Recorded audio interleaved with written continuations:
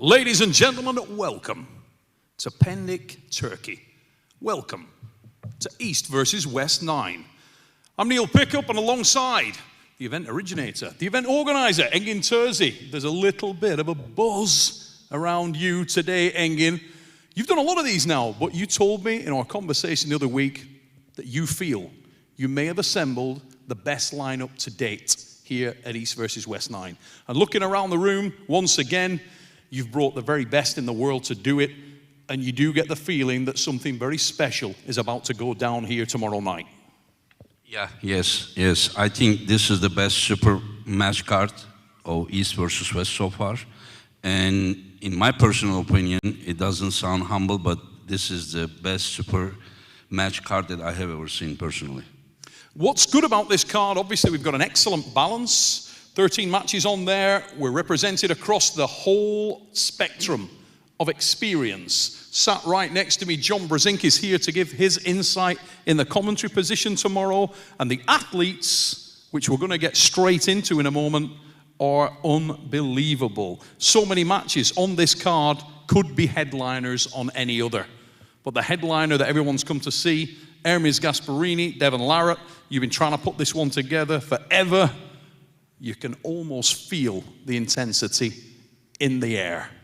Yeah. I mean, when it is far to the event, it was like fun even till yesterday.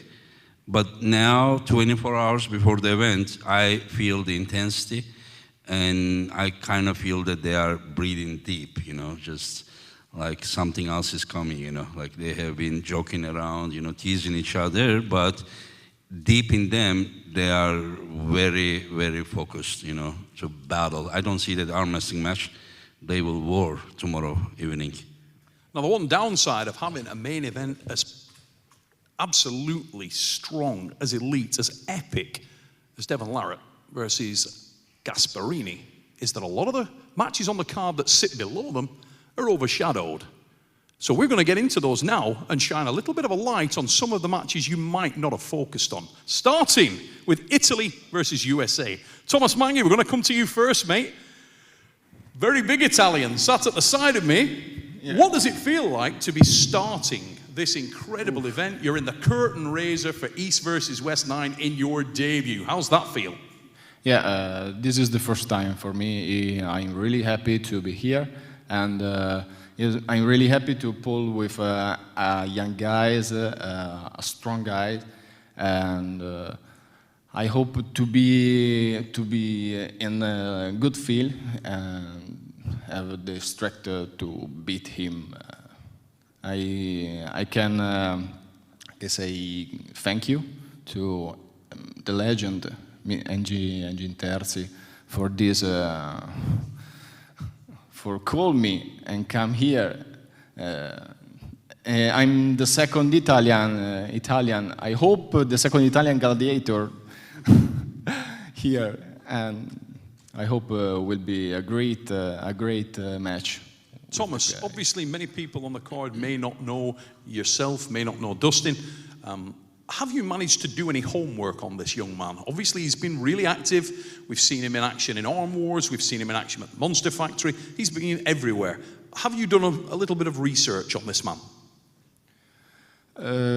In my career, I pulled in Zloty Tour, at World Championship, European. The first time to pull with an American guy, and I search a power of America. I want to try him. I'm really happy. Good stuff. Ladies and gentlemen, Thomas representing Italy, looking to set a precursory start and get some luck on side for the Italians. We're going to meet his opponent now. He hails from the United States of America. Deep, clean, Dustin Hyatt. Mate, welcome to East versus West. It's been kind of a whirlwind couple of years for you. You burst onto the scene, only a very young man. Started with the Savage Search. We saw you at the Arm Wars Super Series. We saw you at the Monster Factory. We saw you win the qualifier for East versus West. We saw you at the Arnold Classic. And each and every time, people were talking about you when those events finished. Here, starting one of the biggest cards in the history of the sport, you have got to be a little bit nervous right now, Dustin. Yeah, I definitely am. It's just an honor to be here in front of all these legends. Definitely blessed. And hoping the nerves don't really get to me. Hoping that, we can be a little bit more of a redeem team, because our record isn't looking too great right now. But yeah, it's just an honor to be here. Now, Dustin, obviously, we know that you're a very diverse puller. We know that you're a guy who's diligent. You don't talk a great deal, but you study a lot. Same question that I asked of your opponent. Have you done your research? Have you done your homework? Have you been going to the Paul Lynde School of Professionalism? I definitely have. A lot of his videos are a lot older, though, so it's hard to tell quite where he's at now. And he was lighter before, and this is going to be a much heavier version of him. So I expect him, to be a bit stronger. And also don't recognize any of his opponents, so I can't really gauge my strength against them. So I'm really just trying to study and train for his style specifically. Ladies and gents, great match to start us off. Thomas and Dustin hoping to fire this thing off with a bang. Our next two athletes also making their debut here, East versus West, USA versus Ireland. And we're going to start with the United States of America, Brad Grundy. Now, Brad, how are you doing, mate? I'm great. So I wanted to come to you first because it's quite an interesting dynamic, Brad. You're a very experienced puller. We know you've worked with some really strong guys, come up through the ranks and really done your homework. You've cut your teeth the hard way in this game. But a lot of the polls suggested that many people thought you were a significant underdog against Kyle, who is a physically imposing guy. But you're the puller with the greater experience. You're the puller with potentially that technical roundedness in your favor. What would you say to the doubters? What would you say to the people who believe that you're going to be overshadowed here? Well, Neil, first of all, I think it's an interesting match because we're both 4.5 years in the sport. We both have opposite styles of pulling. He's almost all weights, I'm all table time, and you can see that in our body types. He's massive, he looks like Larry the Lobster, and I'm kind of a normal looking dude. I would say that although the fans think he's the favorite, if you look at East versus West opinion, I have way more points in the cards. So I think that opinion matters a little more to me. I am super excited to pull Kyle. He's an awesome guy, and that's all I have to say about that. Now, when you look at Kyle and you break down what you've seen of him in the past, where do you see the weaknesses in him? Obviously, it looks like you could hit him in the face with a baseball bat and he'd spit toothpicks at you. But do you see something you can exploit at the table? Yeah, it's hard because a lot of his matches are from 2 years ago. He's only pulled a few times in the last 2 years because of injuries and stuff. I think his hand is definitely the most exploitable part of his body. Mm-hmm. His arm is definitely not somewhere I want to go. Let's come over to Kyle Hutchinson. Kyle, how are you doing, brother?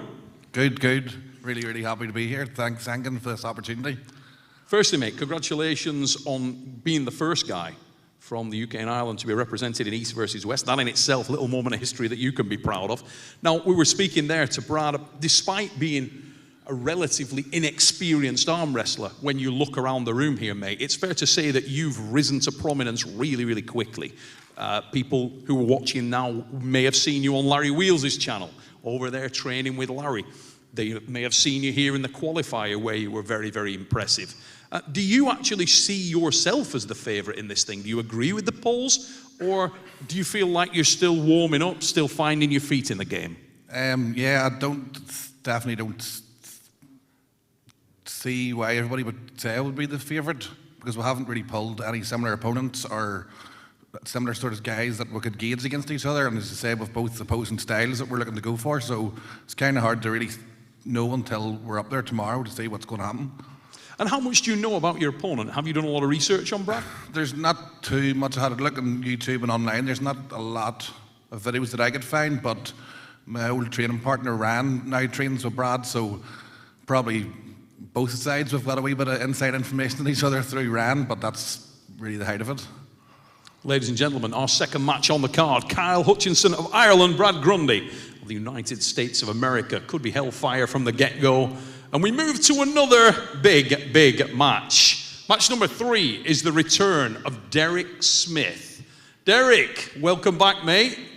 Oh, it's good to be back. It's always good to be here at East vs. West. It's my honor, as always, and always thank you to Engin Terzi for having me back. This is my home. So, plan to show what I can actually do. I mean, I had this whole speech set up about, wanting to prove everybody wrong and all this stuff and, show that I deserve to be here. But the more I thought about it, it's just like, I just need to prove to myself, that I can do what I love to do and do it at a high level. And I'm here, and we're all here because we love arm wrestling. And, I've put in a lot of work for this and excited to debut it. Let's fill in a few of the gaps for anybody in the chat who it may be their first time watching East vs. West.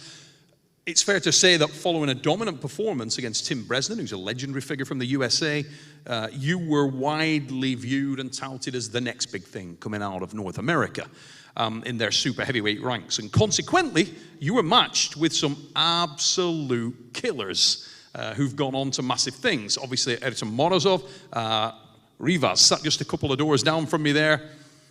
When you look across the room now at Mehdi, do you feel like, considering this guy's level, his accolades in the sport, where we've seen him before, that this is a better matchup for you? Yeah, I mean, I know he hasn't been super active in the last couple of years, but the matches before were at a pretty high level. The things I've seen him have matches with Krasimir, with Trubin, things like that. I know he's been a little bit out of the game a bit compared to what he was, but yeah, I think it's a good level. Kind of like me going in with Rivas and with Morozov, kind of still trying to figure out, I get these guys that we don't know where they're at yet, so I get to be the tester for East vs. West. But I feel confident going into this. I mean, he's not as big as I thought he was going to be. Okay, and that's interesting. Not many people are going to be big compared with yourself there. You're a bit of a big boy. But if anything, what does concern you about Mehdi? Is there anything that when you look at this guy, when you look at his track record, have you seen anything that concerns you there? Or are you more focusing on the weaknesses? Yeah, I mean, I'm not planning to go too far inside there with him. Seems like he could throw boulders around like he does in his videos there. So I gotta play this smart, but I do think there's some lanes and some avenues that can be exploited, and I think I have some strengths and some natural capabilities that I can take advantage of. Mehdi, let's come over to you, brother. We haven't seen you involved in the global arm wrestling scene as much as we had previously. For those people who aren't familiar with you, we've seen you many times at the Nemiroff World Cup and so on. What version of you should we expect to see? Should fans expect to see? Do you believe you're back to your best?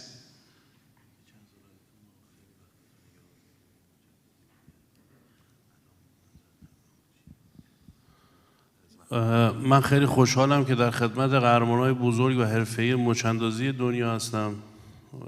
یه چند سالی هم مسابقات دور بودیم ولی الان آماده و با انگیزه توی مسابقات حضور دارم و مطمئن باشید یه مسابقه خیلی خوب از من می‌بینید. It's my honor to be here and thank you everybody. First of all, I have to say thank you for managing this event, and I have been like 5 years out of any performance, professional performance and shows in arm wrestling, but now totally I'm ready for this event, 100%, and you guys will watch or you will see my best perform tomorrow. And whilst you've been away from the sport, Mehdi, it's fair to say that the sport has transitioned onto social media. The base of global arm wrestling is social media. And you're coming back in to face a man who's not only massive in physical stature, but is very, very prominent on social media. Do you feel like this gives you the opportunity to raise your brand, to catapult yourself back into the reckoning in the super heavyweight division?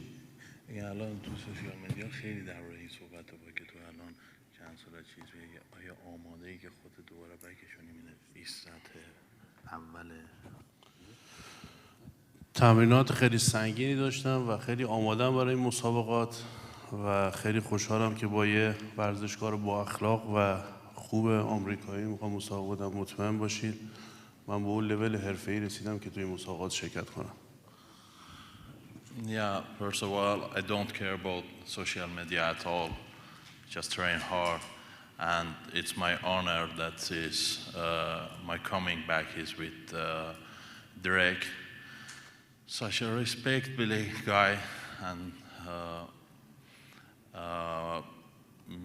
you should be sure that I'm enough professional to get back into professional levels.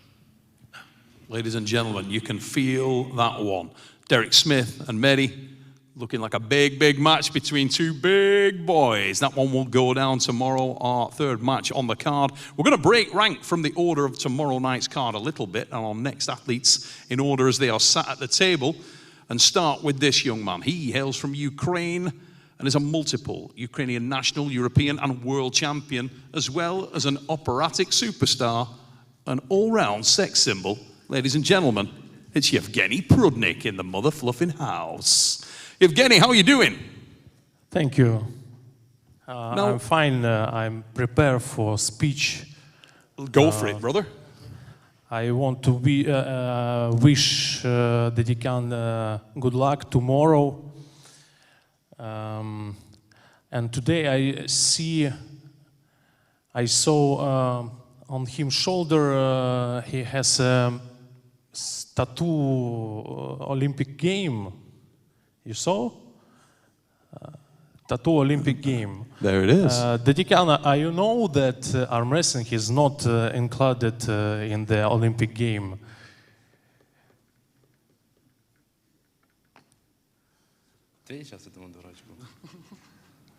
I think... Подожди. Давай. Ну, я знаю, что не олимпийский вид спорта, дурачок, но ты же можешь знать, что я был дзюдоистом, здесь такой внимательный. Узнавай, почему я набил это. I thought that you have a dream. Okay. I know it's not an Olympic sport, but tomorrow you will find out why I have this tattoo on me. It's pretty cryptic. Sorry, I thought you have a dream become a great Olympic champion. So you have a chance. You have a chance after lose to me. You can leave the sport and find something from the Olympic game. For example, figure skating. The Decan is sliding on ice or curling. I don't know. Before I see. And before I saw, I thought it's Audi Sign. And after I see exactly it's Olympic game tattoo. You have a big chance after pool with me, find something new for your life.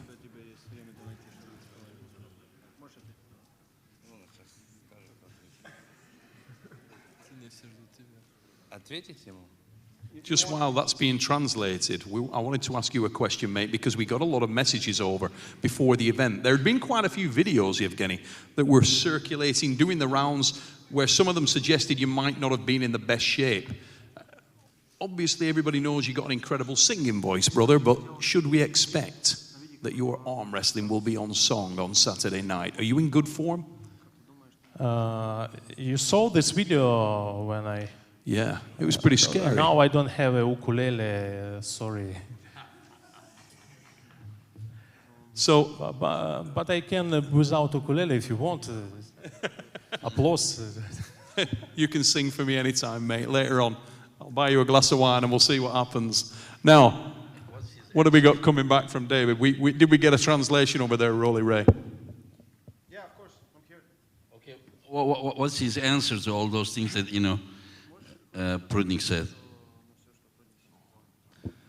Ну, Прудник очень смелый, вот так на видео, либо вот так говорит, когда камера отключается, становится котенком и мякает, хочет общаться, подлизываться. Вот смелость, говорит, балаболит немножко, пусть себя уверенно чувствует. Завтра, когда я порву его на части, тогда он заплачет и поймем, кто уйдет из этого спорта. Фигурное катание или на балет. Я устрою ему на балет, там есть знакомые. So, okay. He said Prudnik is very brave when he's on camera, when he's doing his videos. He's always talking, always thinks he's very funny. Tomorrow, I'm going to show him that he should, after I beat him, he should leave and he should do some figure skating. I'm going to make him dance some ballet, and he will see tomorrow. I wanted to ask you, David, obviously you've been referred to many times as a left-hand specialist. Most people see you as favored on the left hand. We know from what you've just heard there, Yevgeny is extremely confident, but he's traditionally seen as a right-hand specialist.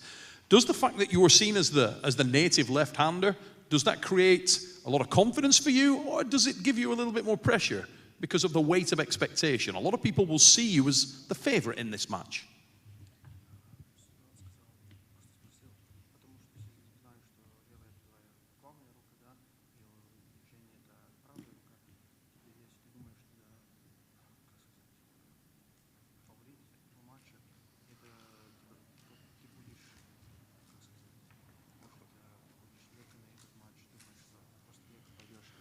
Не, я хорошо готовился. То, что он выпендривается немножко, но я на это не смотрел, готовился нормально после травмы, как бы первые соревнования. Поэтому я налегке не смотрю, как бы он там не говорил, что там плохо тренировался, не готовился, и там у него была температура, что-то такое. Это всего лишь какие-то детские отмазки, чтобы сильно не опозориться после такого сильного проигрыша. Как бы и все. Ну, готовился нормально. First, I have to correct myself. I didn't say that he will tear him apart. That's what he said first time. He said he's going to tear Yevgeny apart. You'll see tomorrow. He said no, he prepared very well after the injury. This is the first match back. He said he didn't care what Yevgeny was saying, pretending, saying that he's sick or something. He said, I was still keeping the same training, coming in my best shape, and you'll see tomorrow. Ladies and gentlemen, what a matchup. Two world-class guys. You decide. Arm wrestlers, figure skaters, which one of these guys is on thin ice? Yeah, I will ask him something. Prudnik, he said that he's going to tear you apart. Did you understand that part? No. He's Okay. Like a piece of tissue. Okay, if you such strong, I respect you, and Dadikan is very, very strong. His favorite, and so hello. What you brought me today? What you brought? Barbecue? Oh, thank you. Thank you. I ordered this for not for today. I ordered this for tomorrow evening. Okay. What did you order? A barbecue. Barbecue? Barbecue, yeah. Okay. It's on David. Ladies and gentlemen, David and Yevgeny, I'm sure the fun and games will continue tonight, but tomorrow, all business.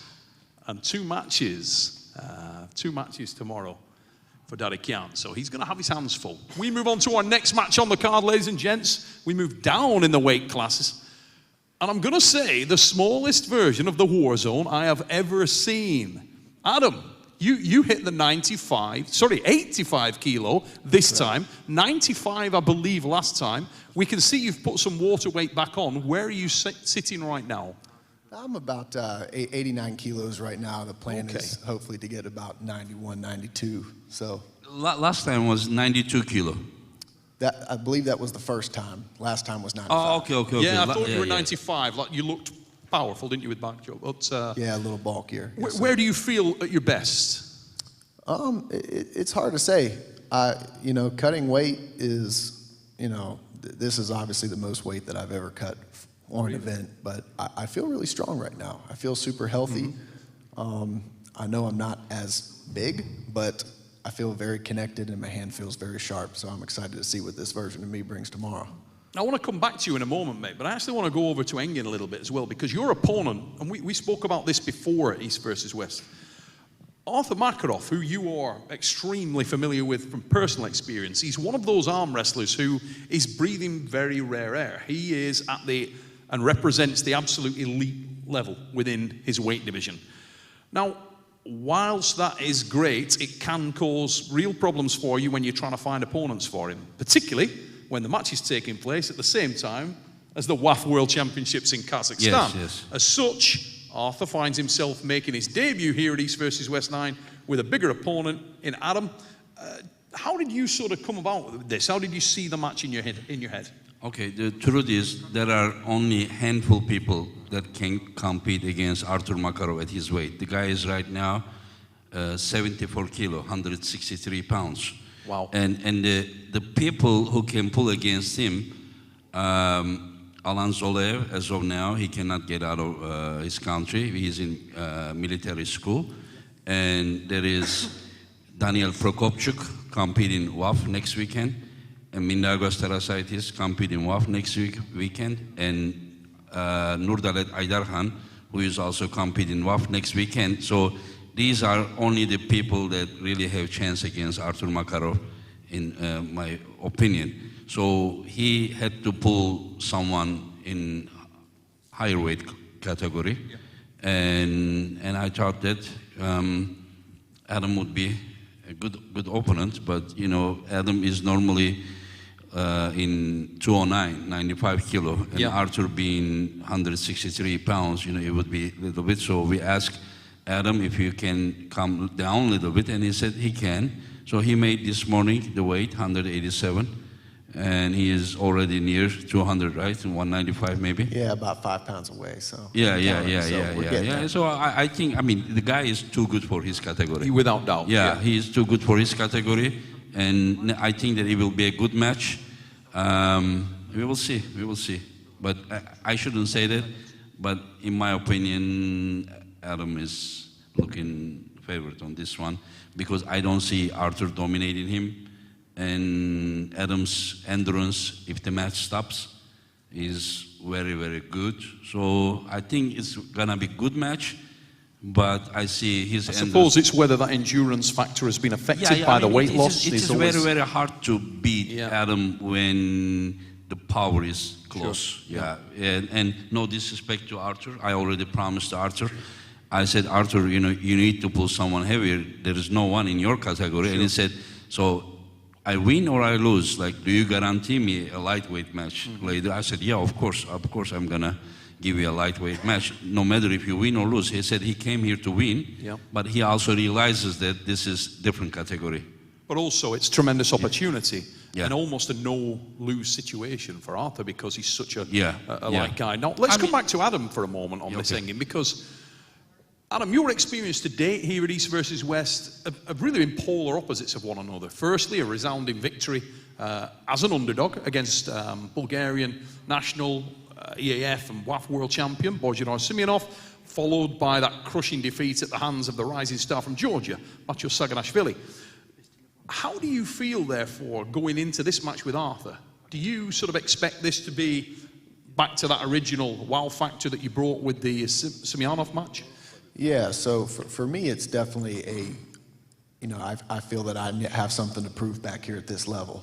Obviously the match with Bozhidar went very well, and then not so well with Bacho. So I definitely feel like there's a lot of pressure on me, and hats off to Arthur for taking a match with such a weight gap. I have a lot of respect, major respect for him, and thank you. Adam, also I need to cut. We also thank you that you probably 3 weeks notice you also took the match. Yeah, you gave me the opportunity, and there is no opportunity. Everyone comes here, they deserve to be here. And I do appreciate it, and I can tell you, I definitely feel like my back's on the wall a little bit, and I have something to prove again, that I can be here at this level and that I can compete at this weight. And another question I would like to ask: do you think that somehow this match made you realize that your category internationally may be 187? Like, I don't think that it was in any part of your plan, but looks like you lost the weight But whenever I look at you, I mean, you don't look small at all, you know. And Yeah. tomorrow probably you will be over 200 pounds, you know. Yeah, I mean, so far, it's almost looking that way. I like to take one challenge at a time, but you know, if what I feel on the table is what I'm used to feeling, and I can be as efficient and cut the weight, then I think you have your answer. So, we haven't heard from the softly spoken, multiple national, European and world champion that is sat just on the other side there, purveying all this thing, weighing it up, and he is a monster, ladies and gentlemen. His name is Artur Makarov. Now, it's more often than not, correct me if you disagree, Engin, but it's the case in arm wrestling that the size of an arm wrestler's levers, the size of his hand and wrist, the length of the forearm versus their opponent is certainly as important in many cases as just body weight. And for Artur, that is somewhere that he's genuinely gifted. This guy is huge for the class in terms of the physical structure. His hand is large, his forearm is truly massive. This is a guy, you said, he's too good for the class. He's super powerful. Yeah, I think he, for some time, maybe a year or 1.5 years, he stopped pulling. And this April, he started again. Mm-hmm. And then he competed AMC, he took second place. And now he's making comeback. He's a little bit behind of his best, but he is, as always, I'm sure he's very strong. Yeah. Do you feel, Artur, that because of the fact that we've seen such success from the Eastern Bloc countries, from Ukraine, Georgia, Russia, Kazakhstan, all represented so strongly here in East versus West, do you feel like you have been operating at a higher level in some cases to Adam? Do you feel like, therefore, that makes up for any difference in weight, in size? Do you feel quite balanced in that respect, in terms of the level?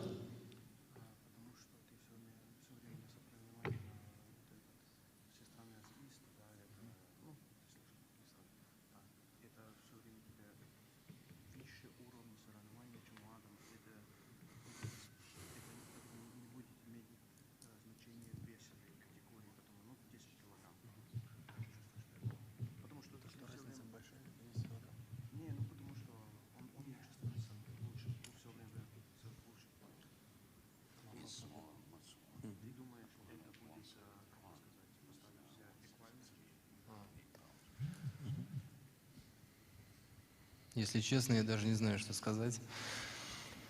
Ты думаешь, вес имеет разницу? В данный момент вес 10 килограмм. Понятно то, что вес большой, но я думаю, у нас с Адамом получится хорошая борьба. Я не думаю, что это будет борьба в одну сторону. He said that he believes that right now 10 kilos maybe changed something, and he believes Adam is really strong, and tomorrow it will definitely be a tough match. Is Adam the biggest man that you have ever competed against in one-on-one super match competition, Artur? Have you pulled big men before? I don't think he has ever, except me, he had a super match. I don't remember. I know he'd pulled you a couple of times, but Yeah, you yeah. weighed around 80 kilos, I Yeah, think? yeah. So, is this the biggest man you've faced in a super match? Нет, не было. Это первый армфайт, где мой соперник тяжелее меня. Okay. He said this is the first arm fight where his opponent is bigger than him. Yeah, okay, understood. Ladies and gentlemen, I have a question for him. Artur, for some time we see you arm wrestling with outside and pronation. And lately we didn't see you going inside. And your opponent is a hook master. Is today both options are ready? Because last maybe 2.5 years I didn't see you going inside. You only pull. You pull at the WAF 2021 in Romania. You were more out. And you pull this year AMC, you again pull with pronation. And you had a super match with Orhan. Yeah, and then you pull that way, and you pull against me also outside last time we met. So I don't remember you pulling inside for some time. So, like, what is your strategy tomorrow? Are you ready for anything? Giving away trade secrets, Engin.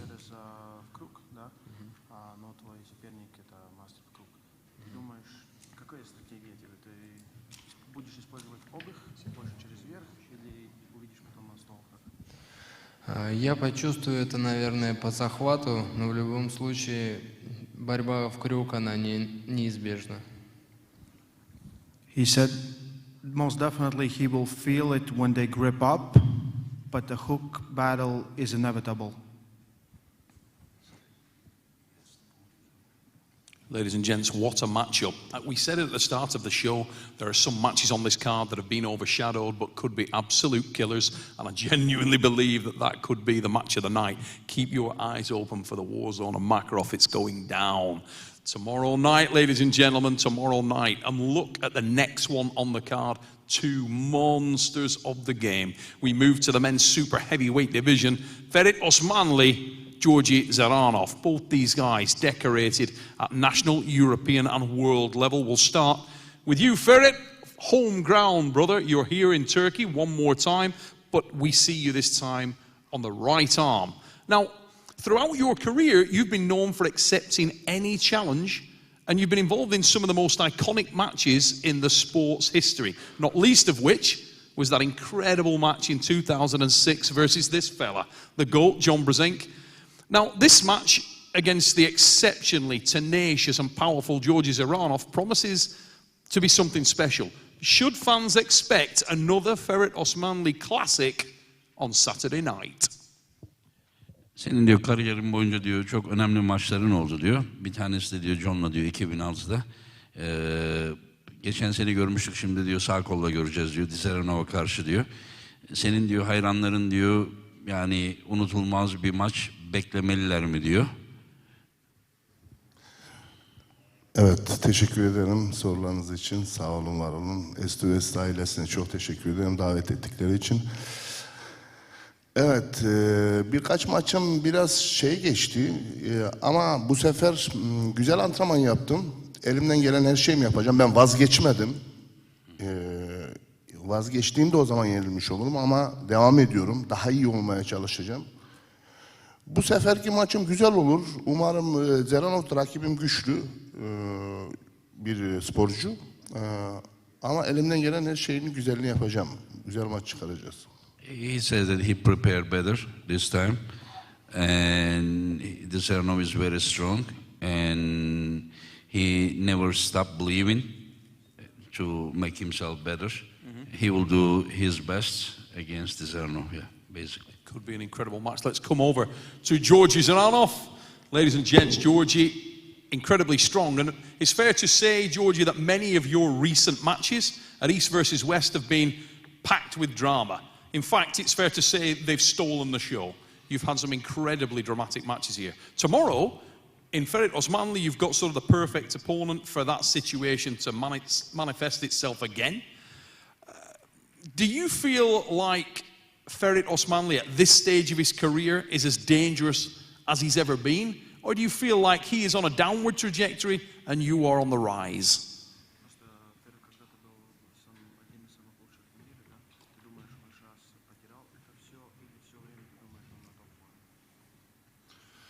На самом деле я давно слежу и следил за карьерой Фарида Усманова. Это мой один из любимых армрестлеров. Есть взять пример с многих его характеров, ну, в смысле характеристик, из его характера, я это хотел сказать. То есть у него можно отнять победу, но характер невозможно. Он очень харизматичный, всегда у него действительно интересные бои.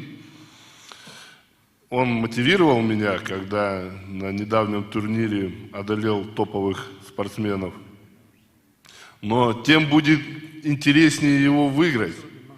если мне предоставится такая возможность. А по поводу его формы, хотел бы сказать, что неоднозначно, так как она у него плавает, то сильнее, то слабее. Я не знаю, из-за каких причин. Возможно, травмы, возможно, когда-то получается тренироваться, когда-то нет. Но в любом случае, я надеюсь, что мы покажем интересную борьбу. First of all, I want to say that I'm a big fan. I've been watching him for years. He's been a big motivation. He's very charismatic arm wrestler. I love him on and off the table. He gave me a lot of motivation for a lot of matches. About his form, like everyone, you know, you sometimes train more, you train less, injuries and things like that. But I believe tomorrow we will give really good match. Unbelievable matchup. What a match on the card. You must be excited about that one. I know your aim was to bring together the best, but it's also not just East versus West. It's age against youth, it's experience against the guys that are on the rise. This is really representative of that, Engin. Super heavyweight division has never been more vibrant than it is right now, and these two guys are right in the thick of the mix, looking to get that recognition. Yes, yes. I mean, I have been part of arm wrestling more than 30 years. I have never seen super heavyweight category like this dangerous. Like, I can count you 20 guys that are, like, all of them are dangerous, very, very dangerous, and two of them are this gentleman. And I don't know, I just can't wait, but it is not possible to bring the matches only East versus West. It was the same right from the beginning. There was some matches East versus East and some matches East versus West. So it is normal that, you know, we will have both. Yeah, you know, I think it's going to be an incredible event. And this time I see Ferit bigger and stronger than last time.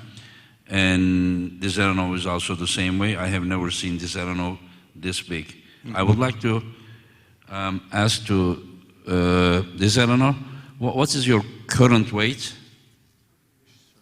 Big. Ну, порядка 128 килограмм. 128. His nose is like 128 kilos. 120? 28. 28. Oh, okay. 128. Okay.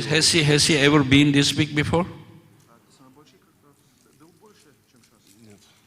No, this is his biggest, right? Okay, so I'm not wrong about it because I have never seen him this big. You know, his shoulders, his arms, everything. Yeah. Truly the biggest we've seen. And look at his fingers, Engin. Physically impossible for that man to pick his nose. We're gonna leave that one there. Unbelievable matchup, super heavyweight division, and we move to another heavyweight banger, ladies and gentlemen. We're gonna start with our Georgian superstar, David Arabuli. Last time out, mate, we saw you win an entertaining scrap on the right hand with the rising star of North America, Chance Shaw. It's fair to say it's all changed this time. It's on your traditionally favored arm, your left, and against an ultra-seasoned veteran and a proven championship pedigree. Does this represent a tougher challenge in your mind than the last match against Chance? It's on your favored arm, but maybe a tougher opponent. Yeah, you know, this is right that left is my better arm, but I met Ivan and I know how strong he is.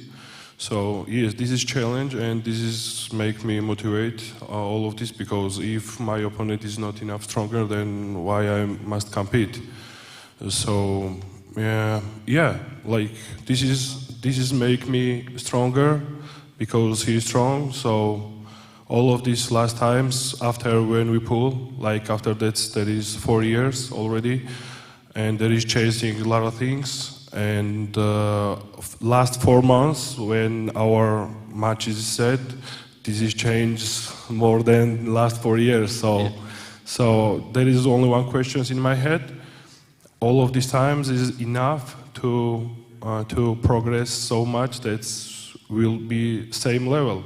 So answer of these questions we'll find out tomorrow. So I'm ready. I am best shapes I ever have been.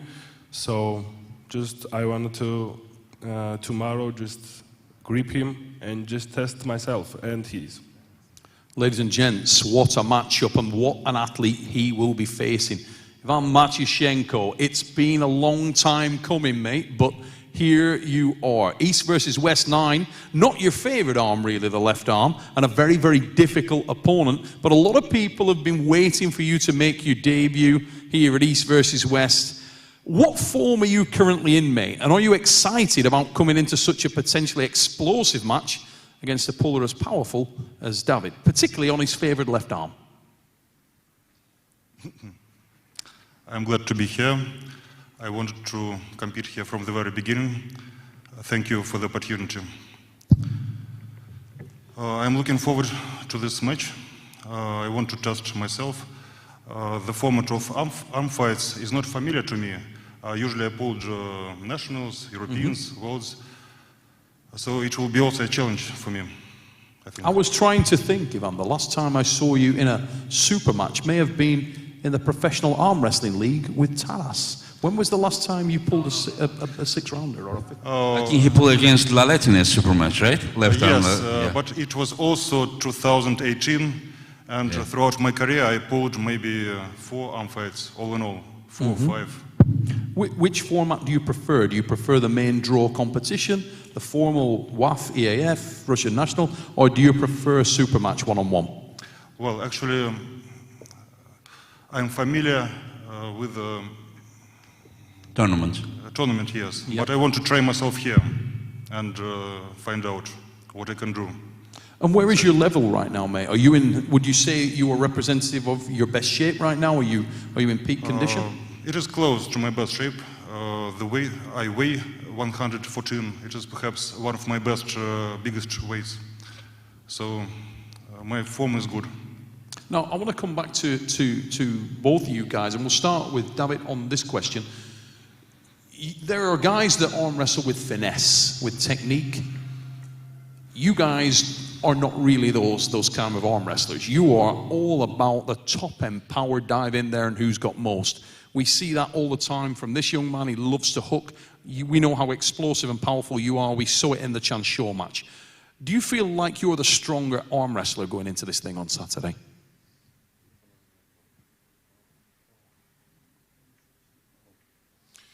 You know, this arm fight is interesting for me because even I who say that I am the best shape, I am grow up, I have progress, I can answer in my head that I am the winning this match or something like this, and we will find out this. I hope that we are close because even. Of course, he beat me easy. This is not feel good for me. But when it will be easy match for me, this is not for me too good. You know, I love tough matches, and I hope that we are on the same level. And there will be small things which will deny, like which how it will be match will progress. So. I hope it will be tough match because I already talking about hanging that I need the opponents who is the same level as I and maybe upper, maybe stronger because they must motivated me. But 4 months before I think that he is very, very strong and just I changed myself for this 4 months. So. Let's see. I am not answering about these questions so correctly. Both of them are very strong. Both of them are very strong. I was just going to say, Ivan, Ivan Matyushenko, he only had, you said 4 super matches in your career? 5. 4 or 5, yeah. But he is so experienced that, I mean, he lost in a hook. How many times have you seen that guy lose a stopped hook match? I have seen some of the times that he's losing. If you wanted to describe him, fast finisher. Yeah, about the hook. He's like 9 out of 10. Yeah. When was the last time you lost, Ivan? Let me finish, Neil. But about hooking someone, hooking ability, to turning someone into hook, you can rank him 10 out of 10. He's more known like a killer against the top roller, still incredible in hook, but he is so experienced enough to adopt super match. I mean, he's so experienced that he can do anything about arm wrestling. Like he doesn't really have to have like 500 super matches, you know, to have that. And I have never seen him this big. I have known him almost for 20 years, and he took my attention even 18 years ago when he pulled against Taras, the super match that you mentioned. Yep. Yeah, Taras, it was the prime Taras, like the best of Taras. And Taras beat him 6-0, but he was able to hook him, you know. And I was like, how the hell, you know? Like, even John was sometimes having a hard time to hook Taras in his prime. And then this guy was like, he lost, but he was able to protect his wrist. And that time he took my attention. If you remember at the Northeast message board, I made a subject about you, you know. And then he did not disappoint us, and he became one of the legends. Yeah. What were you asking him? Yeah, no, the question I was asking him was, how many stopped hook matches have you lost in your career that you can remember? There has been time, you know. He lost Zolev, I think, maybe. Not many though. No, I mean, how many times I lost to whom? If the match stops in a hook. In the hook. How many times have you lost? The last one that beat him probably is the one that's sitting behind. To Georgi. 2019 in Romania, and Georgi was first. Ivan was second. Your right arm or left arm was closer match? Left was close. Left was closer, yeah. Right he was a little bit better. Yes. I think you, him, and Alexander Getalo was top 3, right? Third was. Yeah. And I think you were in the same class, right? That was a nightmare. Yeah. In the same class, there was also Sandris in the same category. Yes, and I think there was both hands, right and Lamparelli was in the same category. It was a nightmare category, Neil. Nightmare category. Yeah. But the fact that we are talking about, you can count on one hand the amounts of times you can remember in that career, this man losing a stopped hook match, gives you an indication of what we can expect tomorrow. He's usually a fast finisher, sets the hook and blasts, but this thing could go tomorrow if you guys end up in a hook. Ivan is one of those guys that has incredible explosiveness and incredible endurance. Not many people have that. Not many, but he is one of them, yeah. Amazing match in Prospect tomorrow night.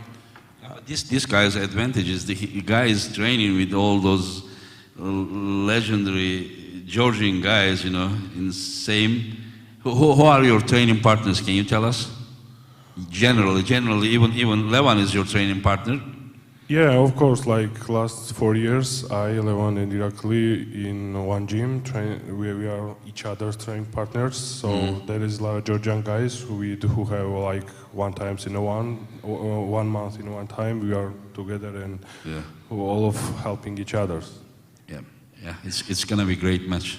Yeah. Anything you would like to add, Ivan? No? Yeah. We wish you guys the best. One of those matches that hasn't been talked about a great deal coming up, and it's a great shame because I think it's all my fault. When you said such a card, you know, you cannot have attention to each of them, so it's my fault. Yeah. Absolutely phenomenal match in Prospect. Let's move on with our card and get to the next of our athletes. It's a title match. It's fair to say that it's very difficult to be a champion here at East versus West because you go out there and you try to find these guys, people who are genuine killers. In Vala, in David, you found 2 guys that are absolutely elite level. Many people may not know a great deal about Vala, about the level. They may feel like this is an easy victory for Samusha. We've seen him successful against a field of absolute killers over here. Just give people a little bit of background on the pedigree of the man you've brought over here. David needs nothing to tell about him. You know, everyone knows Lottie champion, world champion, European champion, East versus West, world champion. He defended the title. How many times did he defend already? 4 times, 5 times? 4 times, yeah, 4 times. Yeah. And so the thing is, David went to AMC event, and they wanted to go there by car, and then they went from Georgia to Russia, but they were waited at the borders. And he said that, when they arrived there, it was already they were on their way for 2 days. And then when they arrived there, both Zurab and him they were like dead tired, no sleep for 2 days. So in that event, David didn't do well, while I did in the same category very well. And David told me that, Engin, trust me, I was like dead tired. But whenever I talk with the Georgians, they said that this is a 50-50 match. They said that Waliko is very, very strong, and David is already, we know that he's very strong. So they say, the Georgians know these guys very well. They say that there is no underdog in this match because they say Waliko is also very, very strong. Vala, the first time many people may have seen you here at East versus West, and you come into the thing with an immediate world title shot. You must be extremely excited about this opportunity, but does that situation in a debut also create a lot of pressure for you, mate? First of all, that's the biggest motivation for me to be here with legends, and that's why I want to say thanks, Engin, to invite me here. I really did a lot to come here, and of course now my shape is best. I training very good because I know David is great athlete, and what I want to say, I'm now in best shape of my career. I would like to say something. Like, since I started to organize East versus West, Wala always take me on Instagram there, we training very heavy. And then, like, he was trying to take attention. He was like, here I am again, here I am, And then, but of course, that I cannot just invite someone just because they are lifting heavy. They really had to do something. And Waliko did great at the M7, so he deserved to be here. No need to thank, brother. You deserve it, yeah. And we are honored to have you here, yeah. Let's catch up with our champion, David Samusha. Obviously, David, you heard it there. A lot of people believe that this is a 50-50 matchup. You obviously know this guy very well. Do you believe that Vala represents maybe a more difficult opponent than the men you've already overcome here? Is he at that level, or is he maybe the toughest opponent you've had yet in the title defenses?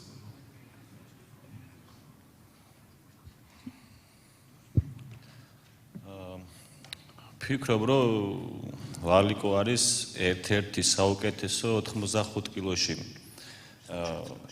50-50-ზე ვიტყოდი, მეც ჩვენ შეხვედრას ხო და ვაკვირდები ბოლო დროს ვალიკოს შეჯიბრებს, ასე თქვათ, და ვიტყოდი, რომ ჩემზე ნაკლები არაფრით არა. ვფიქრობ, რომ ერთ დონეზე ვართ ხო და რავი, ჩვენ შორის გამარჯვებას გადააწყოთ ალბათ ან გამძლეობა, ან რაღაცა ისეთი ნიუანსი, თორე ფიზიკური ფორმით ვფიქრობ, რომ ერთნაირად ვარ ჩემზე ნაკლები, ნამდვილად არაფრით არა და ვიცი, რომ ძალიან ძლიერი არის. So David says that he's been obviously monitoring closely Vala's competitions and how good he is. He is very well aware of. He's siding with the people who claim that it's 50-50. He believes so. He believes that Vala is that strong. He said that tomorrow, decisive factor between us, who will be winner, would be endurance or something like this, because physically, as a strength-wise, we are equal. That's what David believes, and he anticipates this match to be 50-50. Another killer, mate. Yeah, and I want to say that this is as far as I remember, the first match at the East versus West that two guys from same country, Georgia.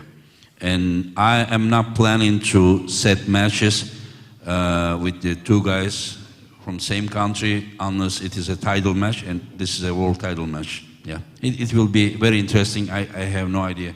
I have no clue how the match is going to go. Like you say, with the prominence of some of the countries, Georgia have been on a tear. It's almost inevitable that you're going to have to face each other at some point if you want to be the man who holds the title, and this is an example of that tomorrow. I would like to quickly ask you, Waliko, how do you see the match? Do you see close match, like 50-50 match, or you see yourself as favorites? Yes, 50-50, but I will do my best. So you came here to win? Yeah. On the paper, it looks 50-50, but you came here to win. Yeah. This is what you're saying. Of course. Yeah, okay. And yeah, I think David also is thinking the same. So, რა ვიცი, მე როგორც მეც მოსაგებად ვარ ჩამოსული და რა თქმა უნდა ვალიკოთ მოსაგებად არა ჩამოსული თითოეული რა ვინცა ვარ ყველა ვარ მოსაგებად ჩამოსული ხო და თავარია ტიტული უეჭველი ქართულს დარჩება რა Obviously, such a professional arm wrestlers who are coming here with supporters or without supporters, it doesn't matter. They are coming here for the victory. Likewise, he's speaking about himself. He's here to win. But at the end, he mentioned that regardless win or lose, for him, title will stay to Georgian. So that's what matters. That's what David said. Okay, that's an honor for Georgia, yeah? Yeah, for sure. Yeah. Okay, let's go to the next He's saying that for sure Georgian will win. Georgia will win? For sure. Okay. Okay, let's go to the next one. Dadikyan versus Irakli. Yeah, now, David Dadikyan, your second outing of the night. This one is on the right arm, and you get to face Irakli Zirikashvili. I want to ask him something. Yeah, fire, brother. Okay, David, I will ask you something very openly. You wanted to pull Prudnik first and Irakli second. Is that because you see Prudnik match more dangerous than Irakli match, or there is another reason?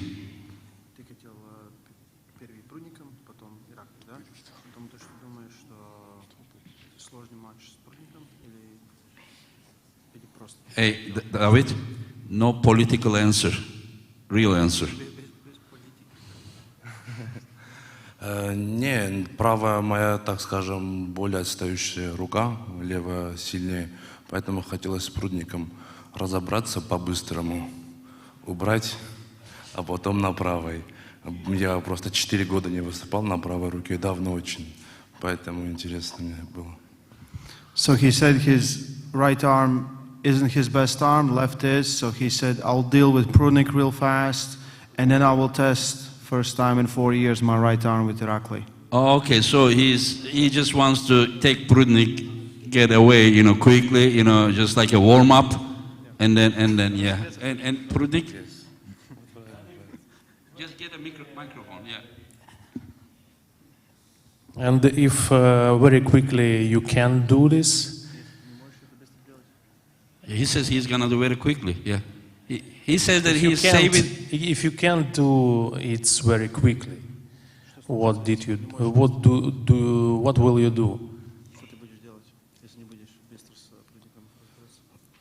Не буду многословен, просто завтра покажу. Я не такой балабол, как он. Просто покажу. He said, just wait and see for tomorrow. I think if it's true, will be true, he can pull with Zirakashvili because it's not him plan. It's Prudnik. Another plan. Prudnik, forget about it. Are you gonna beat this guy tomorrow or no? Yeah. You will beat him? Okay, tell us percentage. Why you ask me? You know it. I win, yeah. Okay. Yeah, let's go to Irakli. Irakli, let's come to you, mate. You've been sat there quietly all night. It's fair to say on a night when the Georgian team performance was truly something to behold, your dramatic upset win against the Perfect Storm showed fans in the sport that you've got elements to your game that we didn't know you had, and that are supporting that vicious top roll that you're known for. Do you have any more surprises in store for fans tomorrow when you face David Dadikyan? მოგესალმებით, ენგენ კიდევ ერთხელ დიდი მადლობა ასეთი კარგი შეჯიბრის ჩატარებისთვის. რა ვიცი ახლა რაც ყველაზე ძლიერი მაქვს მომამზადე ის პირველ რიგში, ისეთ სპორტია და ისეთი კონკურენტები ყავს, რომ გჭირდება ბევრი საჩუქრები კონკურენტისთვის, რომ ასე ვთქვათ, მარტივად არ დავმარცხდეთ. Engin, first of all, thank you very much to invite me again. That's what Irakli started saying. And he said that for sure arm wrestling is such a fascinating sport that for different opponents we have to be delivering different surprises. So it means he's preparing something special for David.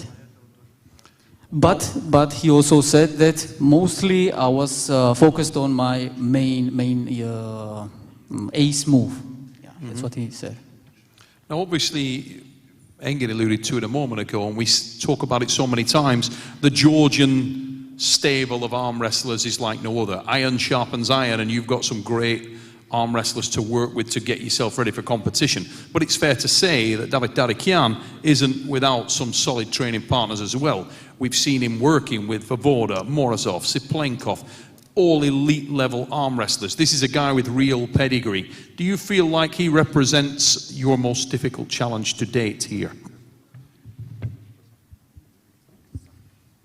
Ну, ყველაზე რთულს ვერ ვიტყვი, იმიტომ რომ ყველაზე რთული შეხვედრა უკვე ამ მატჩის წინ მქონდა, სადაც დავმარცხდი. რა ვიცი, ახლა იმის მერე ვივარჩე ბევრი, იმ დღისთვე დავიწყე ვარჯიში როგორ ჩავედი. ახლა ლევანთან სპარინგის შემდეგ დავითთან სპარინგი და ხელის გადაწევა არ იქნება ისეთი რთული, როგორც ლევანთანა. ახლა ვაფასებ, ძლიერი სპორტსმენია ნამდვილად, მაგრამ დასამტკიცებელი აქვს მარჯვენა ხელში, თუ რამდენად ძლიერია, იმიტომ რომ 2019 წლის მერე ის არ გვინახია მარჯვენა ხელში არცერთ შეჯიბრზე. So me as the sparring partner of Levan Saginashvili will definitely not be, we're not gonna see anything special from David that have not seen from Levan. It's not gonna be that hard, even though I respect David and I know he's very strong. I don't believe that he will be, a match with him will be as tough as my sparrings with Levan. He said that David needs to prove his right arm because since 2019 we have not seen him officially on the high level of right-handed arm wrestling match.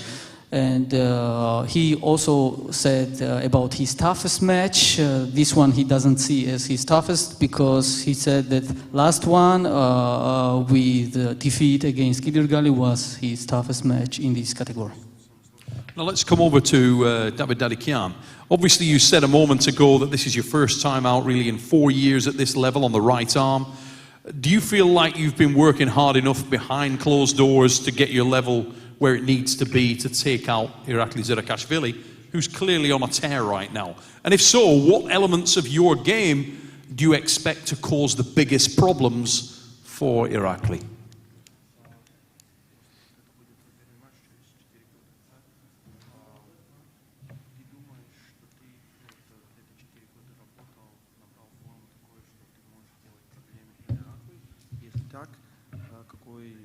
Какие проблемы ты можешь ему показать? Свой кисть тебе сильнее или в круг, или как думаешь? 4 года не то, что работал, чтобы побороться с Ираклией, просто 4 года не было соперников, не было возможности бороться на правой, все время на левой выступал. А правая просто отдыхала, и были травмы какие-то. Вот за последний год начал целенаправленно тренировать правый и левый тоже. Правый сейчас готов, не говорю как левый, но тоже очень сильный, хороший. Я уверен, что я готов бороться с Ираклией не только в крюк, но и вверх, его коронную борьбу. Поэтому я очень уверен в себе. Дай Бог, завтра все покажу на деле. So he said, it's not like I didn't want to compete with right arm. There was most just offers with left arm. But he has worked not only for Irakli, but 4 years, been working, getting rid of injuries and everything. So his right arm is catching up to his left. He believes it's not just hook. He can top roll, he can press, he can do all different things, and most likely we'll see them tomorrow. He said he hopes he will put on a good match.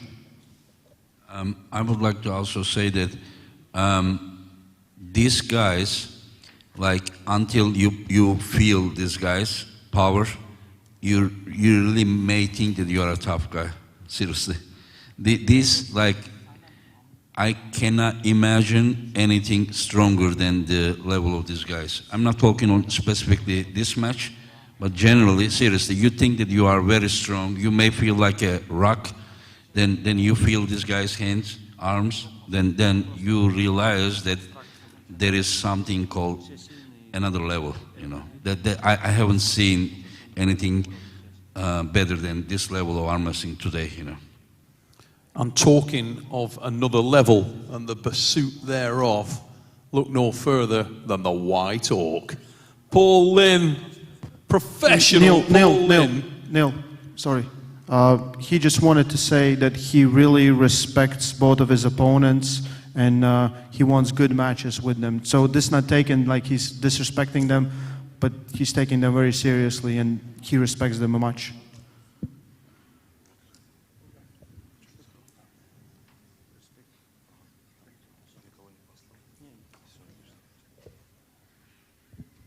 Okay. Yeah. 1 second. This is all about the hype of the event. You know, I know that they respect each other, but David, you really need to take care of that guy because he's coming for you to the barbecue. Ladies and gentlemen, let's go back to the next matchup. Professional Paul Lynn, mate. How are you doing? You're looking carved and ready to go, mate. Carved and ready to go. Yeah, I'm good now. Getting some hydration back in me, some food. I feel really good. So, pride has always been important, Paul, in strength and combat sports. And it kind of sets the theme for this next match, doesn't it? You know, Japanese MMA fighter Sakuraba was known as the Gracie Killer back in the day. Such was his resume in defeating people from that dynasty of Brazilian fighters. Now, the Babayev name is extremely established within our sport, Paul Lynn. Tomorrow night, should fans expect you to be racking up another win over Team Babayev, or do you think that baby brother can do something with you? Well, your analogy to the Gracie family is spot on. I'm just blessed to be in a position where I get the opportunity to face two arm wrestlers from the same lineage that is, in fact, royalty in the sport. Mm-hmm. So I look at it as a blessing. I get the opportunity to compete in the best arm wrestling promotion that we have to date. And not only that, but against two Babayevs that I've followed since I started arm wrestling. So I'll do my best. I have nothing but respect for them and very thankful for the opportunity. So we're going to come back to you in a moment, mate. I want to introduce your opponent first. He is from Ukraine. He represents Switzerland here at East versus West 9 tomorrow. Ruslan Babayev, baby brother of the man that Paul has already faced. Some of the most notable action films in the 80s and 90s were based on storylines where a younger brother avenges a crushing loss suffered by their older brother and comes back, hands it out to them. On Saturday night, here at East versus West 9, should arm wrestling fans look forward to seeing mic check in the house, there we go. Should we look forward to seeing a reenactment of Kickboxer, but in arm wrestling form? Are you going to do something with this guy? Can you avenge the loss that Rustam suffered?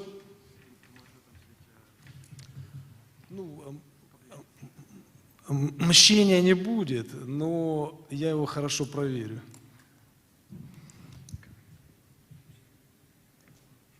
I will try my best to test him out.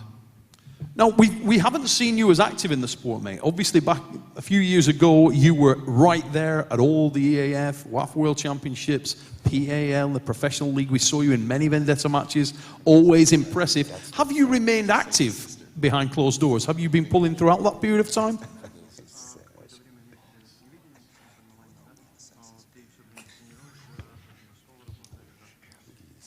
От армрестлинга нельзя куда-то убежать. You can't run away from arm wrestling. Never. It's like the mafia. Once you're in, you're in. That's it. Paul, let's come back to you, mate. Your preparation has been talked about a great deal. It comes up all the time. It's fair to say that your past performances here in Turkey, the last time out, despite being unsuccessful in the match with Sasho Andreev, you were probably talked about and gained more notoriety from that loss than you may have done in previous victories. I wanted to ask you, which is more important in your mind? Someone as diligent, as professional as yourself, is it the win or is it the performance? Where do those two balance out? The win is what matters most. There can be silver linings, but when you talk about pride, leading off with pride, if you have pride, anything less than success is unacceptable. That said, I think you can grow in losses more than you can grow in wins. I learned a lot, and that match forced me to up my level again in preparation for this one. I was just going to say, many people may see Ruslan as the lower level of the Babayev brothers. It doesn't look to me like you've backed off your training. It doesn't look to me like you have bought into any kind of myth and legend surrounding that one. Well, again, I usually dive into research on opponents, and there's so little in the recent years on Ruslan, but you can see plenty on his prime, and he's absolutely incredible. So even the thought or threat that he's going to bring that form tomorrow pushed my anxiety and my stress level to where I had to focus on me versus me in the gym. If I don't know how to train specifically for his style because I don't have data, I just have to come in stronger in every lift and everything that I've been doing, which I think I've been able to achieve, and I think I'm doing it at a better body composition right now as well. I want to ask him something. Ruslan, do I remember wrong, or you asked me to set this match against Paul after your brother match against Paul? Да, Энгин, ты прав, я у тебя спросил, потому что это дело чести. You asked, right? You asked. I don't remember wrong. Yeah. He said, yes, I asked because this is about honor. Oh, so that's I knew about that. Yeah, his brother lost because his brother is, I don't know how to say his example. Rustam was right there, and Rustam was a little bit above, and different type of pull. Rustam is all about offense. Rustam is all about defense and endurance. At this point, I would like to ask the opinion of the goats that who has experienced the pull against both athletes on different times. Oh, okay, you put me on the spot without warning. Yeah, fantastic match. Paul Lynn, I think I'm going to have to give him the edge as far as explosiveness goes and aggression. Like you said, Ruslan has been known to hang people up, and he's quite the shoulder roller. So I suspect that the match stops, we could be in for a long, exciting match. But yeah, it's going to be a good one. Do you believe that after so many years, he is just coming and showing a performance that, at the level that he was when he left? Do you think it's possible? No, I don't think he would have asked for the match unless he's been secretly preparing. So I'm assuming that Ruslan is in very good condition. He's here to avenge his brother's loss, which is really cool. But Paul Lynn hasn't stopped training. I mean, Paul Lynn is getting better every month. So I suspect he's going to get the best version of Paul Lynn. Yeah, every time he comes here, he's stronger. And what he did last time, he proved it to me. Sasho at 95 kilo is the highest bar. And Paul proved that he's right there with Sasho, right there, Yeah, for sure, And I was going to say to Ruslan, obviously you've seen a lot of action from Paul. What do you think you can do differently to put the brakes on this guy? We saw him charge through Sasho a couple of times. We saw when he hit the hook with Rustam, he was able to get the win there. Do you feel like your style, that deep, tucked under style, is a little bit more sticky? Do you feel like it could cause problems for Paul? Дело в том, что я нестандартный спортсмен. Я никогда не смотрю, как борются мои соперники, не потому что я их не уважаю, а потому что это моя такая позиция. Но я всегда стараюсь заготовить какой-нибудь сюрприз для них. I'm not a standard arm wrestler. I never look what my opponents are doing. I'm just trying to improve what I'm doing, and every time bring a little surprise. Okay, now I will ask him something. We know him as a great hook puller, but a little bird told me that he is training for his outside and pronator. And does he have any plan B if what little bird told me is true?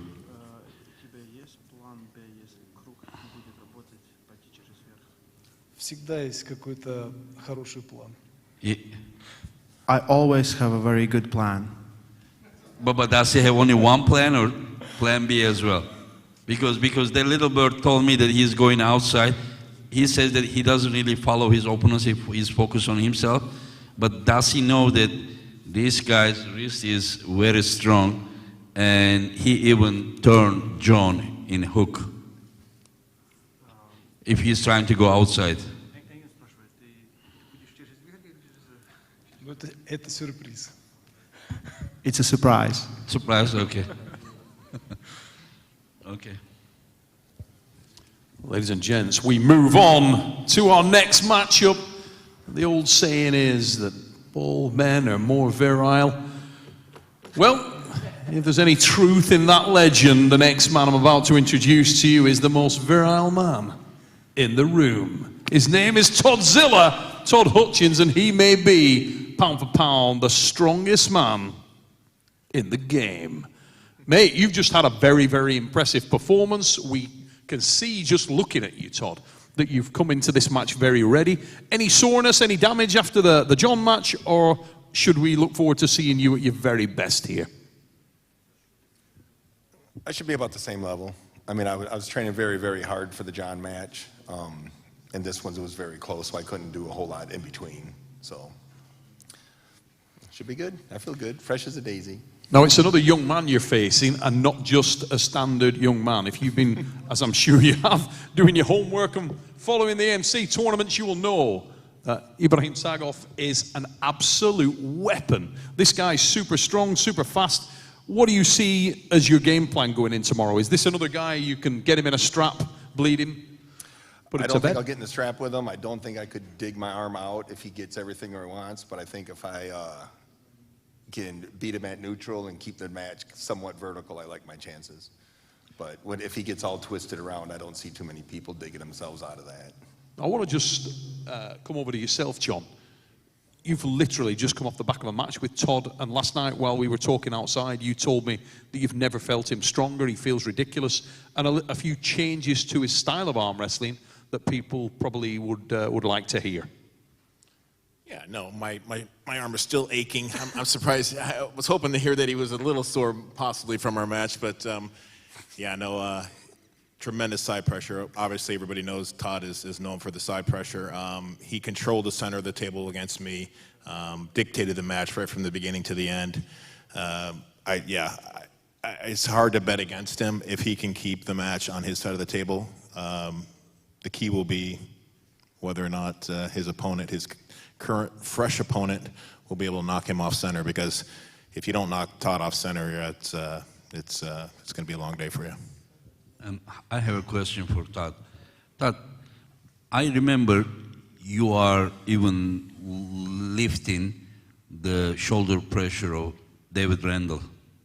How many years ago? 15, 17, 18, 20?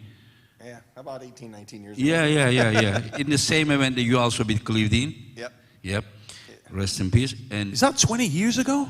Yeah, around. It was like 2004, yeah. My 2005. God, I'm old. That's terrible. Anyway, so David Randall was incredible shoulder pressure guy. Unlike Jerry, he was protecting his wrist, and I remember you lifted him up from very losing position. But some people think that you are not as good, against the shoulder pressure guys. Some people says that way. Maybe that's one of the reason is because of the Michael Todd's shoulder pressure. But I remember in the same super match, you blocked some attempts of Michael as well when he was trying to go. He couldn't go, and then he went outside. Yeah. So do you agree with that? Like, do you agree that like if right now as of late, like we see you protecting your pronator, and then you're applying incredible side pressure. And what I see, stronger your pronator is becoming, more effective your side pressure. So this guy here is well known about turning people in and shoulder pressing. In the case that if he controls your pronator, your like bicep hook also ready for such thing? I think so. He'll be coming around and down. Yeah. So I'll be trying to hold that wrist flat and mostly going up. But yeah, shoulder pressures give me trouble. But they're Jerry Catarats and they're Devons and they're Michael Todds. So But those are super heavyweight, but super heavyweight guys. Yeah. But even like, what's your game? Okay, I shouldn't say what's your game plan. This surprise probably, but I plan to hold him up center. I plan to hold him at neutral. If he gets all turned in, I'm just going to bite my tongue and ride it so out as you long want as to, I you can. want to protect the. Can't believe you didn't listen to my pre-match announcement about turning your phone off. Yeah, please turn your phones off, everybody. I full on said that. Yeah. Anyway, so what I'm just trying to say that so you don't want to be in losing position. You want to keep the center. Oh yeah, I never want to go in a losing position. No. I don't even want to go on this side of the table. I understand that, but what I just tried to say that, like, my question is related to David Randall match, that you were able to bring him from that position to up. So what I'm just saying that, do you still have that ability since you are depending so much on Pronader lately? I think I could still do that. Yeah. I hope I don't have to. Okay, that's what I wanted to hear. Yeah. I'd rather arm wrestle through our elbows than through my biceps. Yeah. So you've had like you've just had maybe the most career-defining win, and we know in the past you've spoken about sort of a defined timeline for your arm wrestling career. You said, I may do it for a couple more years, then I'm going to bow out. But when you look at the thing now, and you look at the sport's resurgence, growth curve, and this plethora of new opportunity and challenges out there for you, are you sort of rethinking that when you're clearly as competitive as you are? When I look at it now, I think I should have set higher goals as a younger man. But at this point, I'm definitely in it for 3 more years. At least 3 more years. At least 3. Why 3 years? Are you feeling? Are you torn up? Are you painful? Or are you just want to do other stuff? To the gentleman to your left. Yeah. I have no idea what he's talking about. You're a bad man. Now then, let's. This guy's been sat quiet, and I want to bring him in, ladies and gentlemen. Ibrahim Sagov, mate, welcome to East versus West. Great to have you here. Obviously, we've just talked about the fact that Todd has had an impressive outing. He's just got a win against John, which underlines his pedigree within this sport. You have got to be excited about the opportunity to gate crash some of that momentum should you be able to defeat this guy here at East versus West in your debut.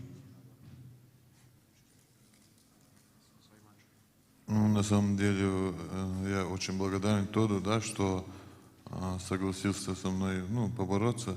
Для меня это большая честь с легендой, да, как армрестлинга. Думаю, что борьба, как он сказал, будет, в крюк исключительно. Верхом я давно не борюсь, у меня так травма. Не знаю, будет ли затяжная борьба, если успею зайти в свое движение, не думаю, что, оттуда еще мало кто выходил, да. Так в защите тоже я довольно хорошо так и стою. First of all, it's a big honor to fighting a legend of our sport. I've been following him for years. Right now, I think the match is definitely going inside. I don't top roll. Most likely, none of us will top roll. I'll be surprised if he gets out from my press. Not a lot of people can do that. And I also have a good defense if he gets on my bicep. Fantastic match in prospect. Do you feel, Ibrahim, like you represent maybe an even greater threat at this stage of his career than John Brasink did for Todd? Do you feel like you are a prime conditioned athlete and that you are hungrier than the old guard in the sport?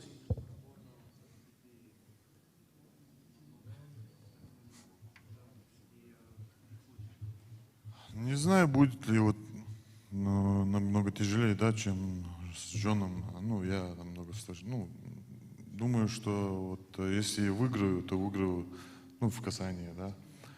Если там со стартом что-то опоздаю, могу снизу потащить. Как боролся с Джоном, это, да, совсем другая борьба у них была, да. А мы с Тодом, оба в крюк. Думаю, я быстрее, если со стартом, видел его поединки, да, те, кто стартует, и, они ему неудобны. а я намного быстрее них, тех, кто с ним боролся. I don't know if it's going to be a tougher match than with John, but it will be different, and we're definitely going to go inside. I think I'm way more faster than him and all the opponents he has faced before. So I hope if I win, I will most likely win really fast and don't get sucked into a long match. I have you want to say? Go ahead. I have a question for you.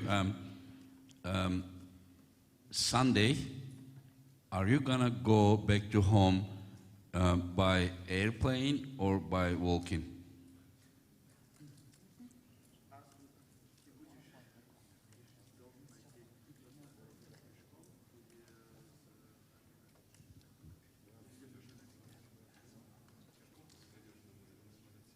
Не, пешком на самолете. He will fly? Okay, because his trainer told me that if he loses against Todd, he's gonna make him go home by walking. Ah, okay, so the miss clears there. A little joke again. You're a funny guy.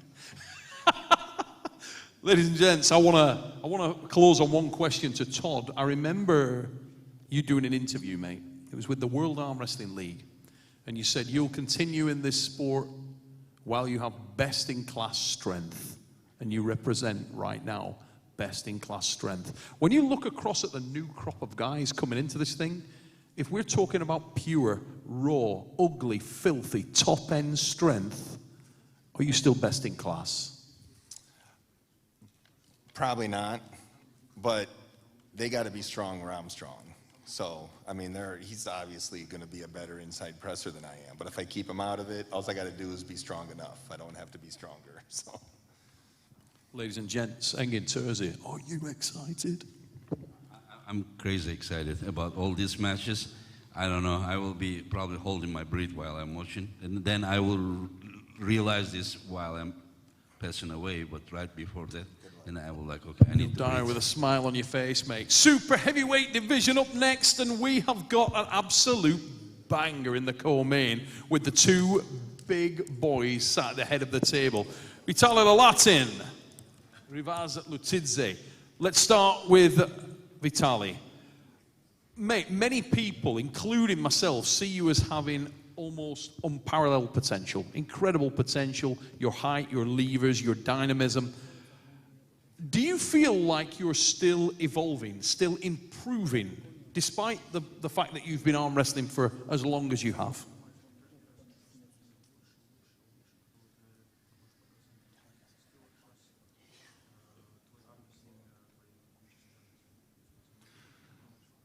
Да, с каждым разом я становлюсь все лучше и сильнее, когда меня травмы не тревожат. Но пока я не готов показать новый стиль, но я буду к этому готовиться и вас удивлять. If I'm not injured, if I don't have any pains or aches, I'm definitely getting stronger each time and keep progressing. For this match, you will not see a new style from me. I'm going to do what I do best, but it's coming in future. Let's go over to your opponent, Rivaz. Looking massive, mate. Looking very, very big indeed. The last time out, here at East versus West, it's fair to say you absolutely decimated the legendary Dave Chafee. You silenced the room. And following that win, Dave's form got called into question. People started talking about injuries. Tomorrow, you're facing another opponent whose level is undeniably elite in LARRATT. Can you possibly do to Vitaly LARRATT what you did to Dave Chafee?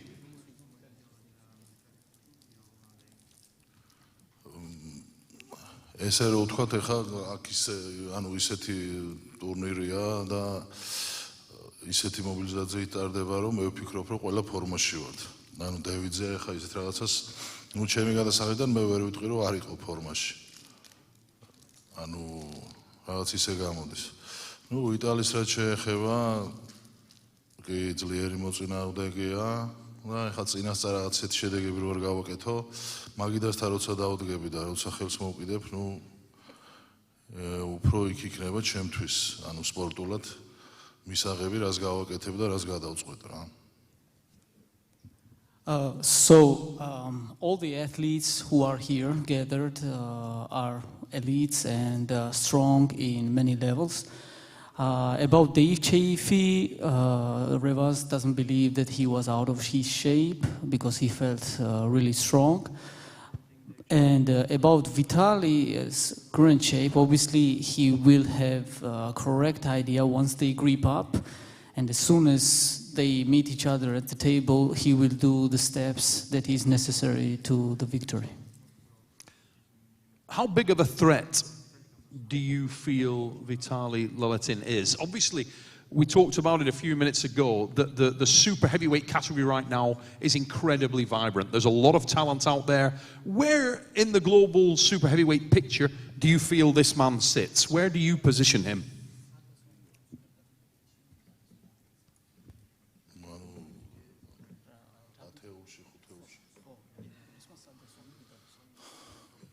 ჩემი აზრით ხუთეულის ტოპ ხუთეულის სპორტსმენია. ტოპ 8-ზეც რავი დაამტკიცა, ისეთი შედეგია ჩვენო ფილანი გააკეთა, ლევან საგინაშვილთან გადაწია და რა ვიცი, ხა ბევრი რა ვილაპარაკო. ძლიერი სპორტსმენია რა. ანუ ხუთეულისთვის შეიძლება სამეულიც. So without too much to say, for sure Vitaly already proved himself many times, also in top 8 we have seen. Back in years ago he said that for sure in top 5 of super heavyweights, this is the place where he sees Vitaly currently right now, and lastly he said maybe even top 3. I don't want to come to Vitaly. Same question to you, mate, really. When you look across at Rivas, you saw what happened with Dave Chaffee. You've pulled with Dave yourself.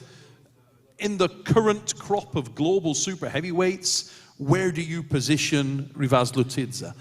Where do you see him? Is he top 5? Is he top 2? Where's he at? Но сейчас, к сожалению, много кто травмировался.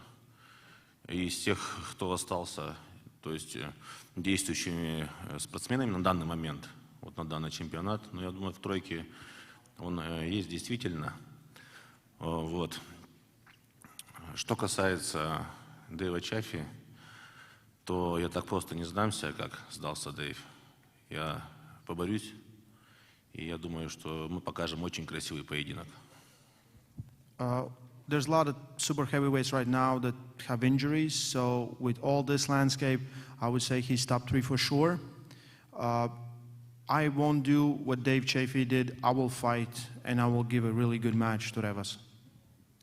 Engin, unbelievable matchup. We're going to move to our main event in a moment, but in your mind, as a matchmaker for East versus West, does the winner of this come through to face the winner of the two men sat at our side next up? Do you feel like this is your number 3 guy, whoever wins this, in the absence of Levon? That is one of the possibilities, but we haven't decided yet. But that is for sure, you know, winner of this match for sure deserves the title match, for sure. But we just need to wait a little bit more. Devon also has another match set already. 11th of November for those people in the chat. Yeah, he's also, yeah. So, I mean, we will just wait and then see all the results. Let them tomorrow just battle. Tomorrow will be incredible. I mean, I cannot even imagine, you know, I will be just like headliner in any other card. Yeah, incredible event, and I will just enjoy. And then after all that dust, everything after the war, battle gone, and then everything is clear, and then I will start thinking about what I will do next. But yes, for sure, winner of this match deserves the title match, for sure. Yeah. Ladies and gentlemen, Vitaly Laletin, Rivas Lutidze, our co-main tomorrow night here, East versus West 9, men's super heavyweight division. One more match. Yeah. Our main event, ladies and gents, here at East versus West 9 will be contested between Italy and Canada. ERMES, the gladiator, Gasparini, will defend the title for the first time against the Soldier Boy Superman from the frozen north, No Limits, Devon LARRATT. Let's start with you, Devon. Big, big matchup. Many people felt like this match would take a long time to come around. You had so many matches in your way. Fate played a hand. Here we are. August 26th. It's on.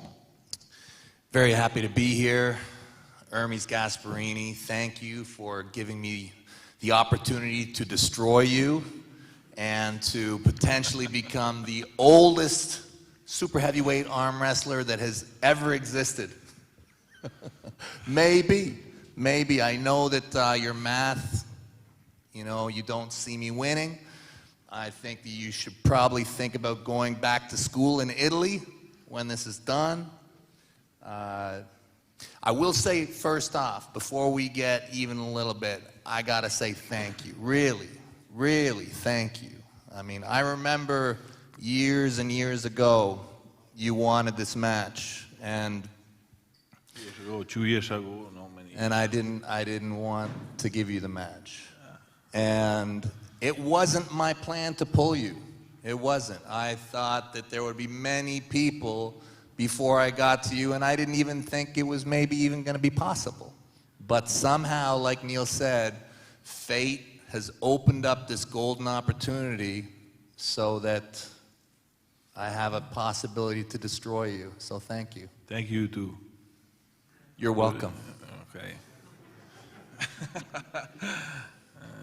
Hermes, you're from an arm wrestling dynasty yourself, mate.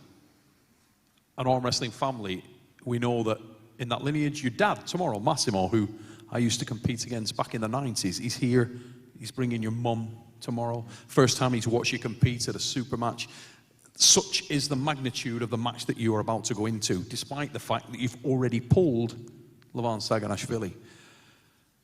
When you look at this match, do you believe this is in some ways the biggest match of your career? Is this more difficult? Is this more pivotal, more important than the Saganashvili match? For sure, it is a very important match, but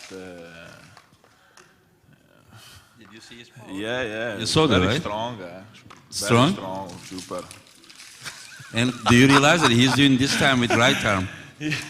Until today, he was doing with left arm. It's like premium grade plastic as well. For sure, it's a very important match, but not like when I fought Levan. No. Because if you see him, it's like chicken arms. There are no. Why I need to be scared for him? No quality. No quality. No quality? Look at you, Hermes. You're like a marshmallow. Yeah. You're like a big marshmallow. You say this Look like at this to Hermes. Levan. Hold up your thumb. He broke Hold up your your arm. thumb. You're supposed to be in the like 85 this to kilo Levan, class. He broke your arm. Hey, look at Shame you've got the things. same size thumbs as Engen. You're not quality. Not quality. You will see the quality tomorrow. You see the guy next to you? That's a super heavyweight. Yeah. Yeah. Big 85 kilo guy. 80. Okay. And what you are we talk about? What do you want to talk about? What do you For want to talk about? what we are doing? I don't You know. want to talk about the match? You've said a lot of stuff about the match. You want to talk about it? Your mind games with me don't. Mind games? What are you talking about mind games? games? Not enough to beat me tomorrow, my friend. What, do you think I'm going to beat you with mind games? Yeah, you can continue tonight, tomorrow, but it's not enough. What? You think I'm going to beat you with mind games? Only Not- your possibility to mind win games aren't tomorrow gonna win a match, is Hermes. you will cheat like crazy. Because Why are you so will worried about cheat me for cheating? Sure. You're the one who's But if cried the so setup, much. If the setup is regular, like every time, you don't have any possibility. Zero. Zero? Zero. Zero possibility. No, 1%. How did I get here with zero possibility? Man, Engen, you got to work on your matchmaking. I got a 0%. Man. 1%. 1%. Okay. 1%. Hey, show that thing with your wrist again. Why? Because it'll help people understand that the 1% might not be real. Show I your don't- wrist I thing. don't need to show nothing to you. Stand up and show how big you I don't are. need to nothing to show to you. And Stand up and show how big you are. Show your arm. My arm Show is your little. arm. Show your arm. See? Like a chicken. Yeah. Like Little. a small Little. chicken, my friend. It's Like not a big. Small chicken. It's not big. It's not a big arm. Order a small chicken.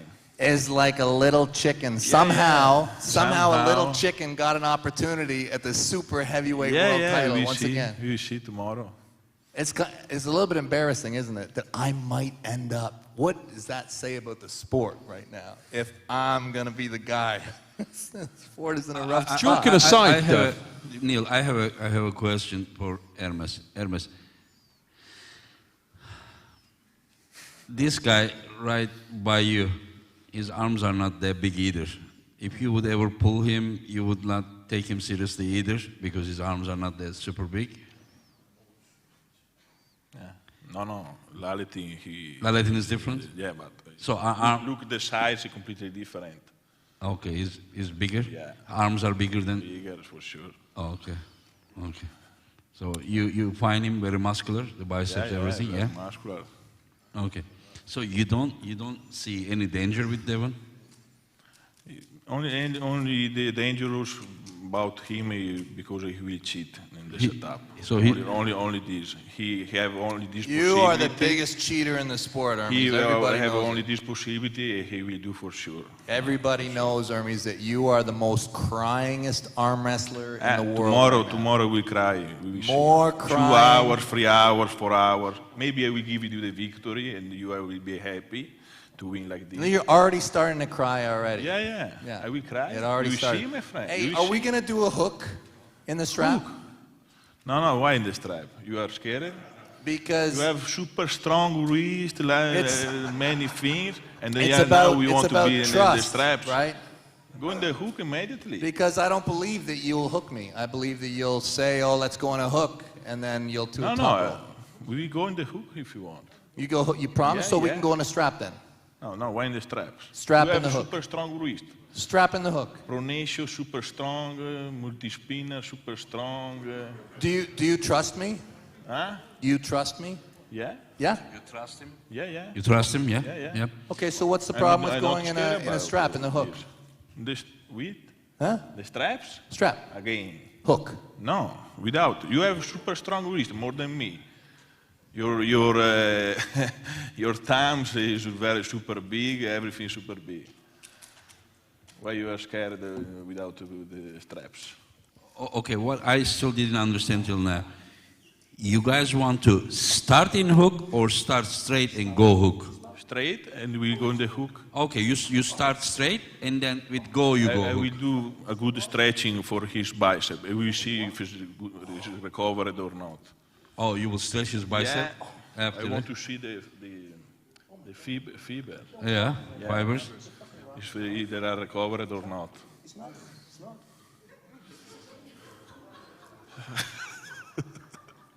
Hey, did you try and poison me, Hermes? What? You try and poison my water? Did you try and poison me? Why does my water smell like this? Did you put something in my water bottle? Yeah, I put many things inside. Hey? Because Are I you just joking or I what? just smelled my water. And You think I need to do these things to beat you? Really? Wow. Really, my Have a friend? sniff. Come and smell my No, water. I need to. No, I don't need to sniff. Sniff. Come and Sniff, have a maybe smell you of have my more water. power, maybe something more. You smell it? Sniff, maybe you. Can grow you up smell it? something. You smell my water? Sniff, my friend. Do you smell your water? I already drink it. Do you drink it? Yeah. Oh. You want to smell this? No.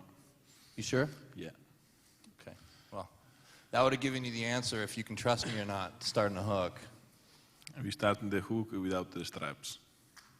Hook in the straps. There you go. Okay. All right. So it's settled. Dev, your critics, mate, your doubters, always tried to claim that you wouldn't pull any of the top Europeans. Once again, we find ourselves at a huge event. with the absolute cream of arm wrestling's crop from Europe represented by your opponent?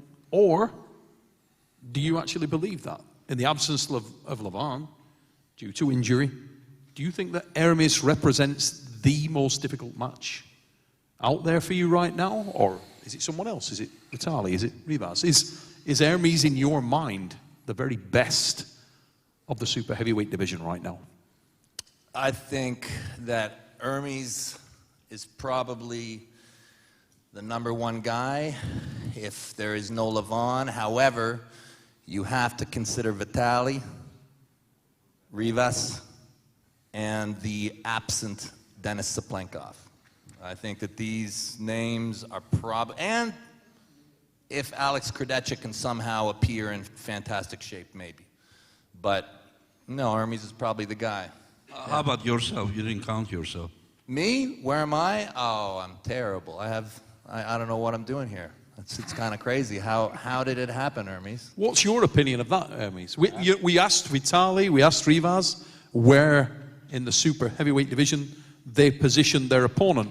Do you see, joking aside, I know you guys have been jousting the last few days, but do you rank Devon at the top of the super heavyweight division? Is he a more difficult match than Vitaly? Is he a more difficult match than Rivas? This level, every fight is very difficult.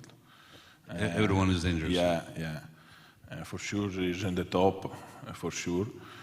Now I show he's in good shape, and it's difficult to say. What about stylistically? We saw you got a lot of credit after the Jerry match for pulling the perfect style, for taking him apart, doing exactly what you needed to do to beat Jerry Cadorette. Do you feel like Devon represents a bigger problem for you because of the fact that he's a little bit more maverick, he's free form, and he's got a lot of options? Is he a harder match for you stylistically? For sure, this is dangerous because I have a lot of experience, many years, and yeah, he's strong And the way that Dave Chafee almost beats you, that puts me in contention too. Yeah, but you lost with the Gennady very. Yeah, but the last thing that we look at is Levan, he broke your bicep.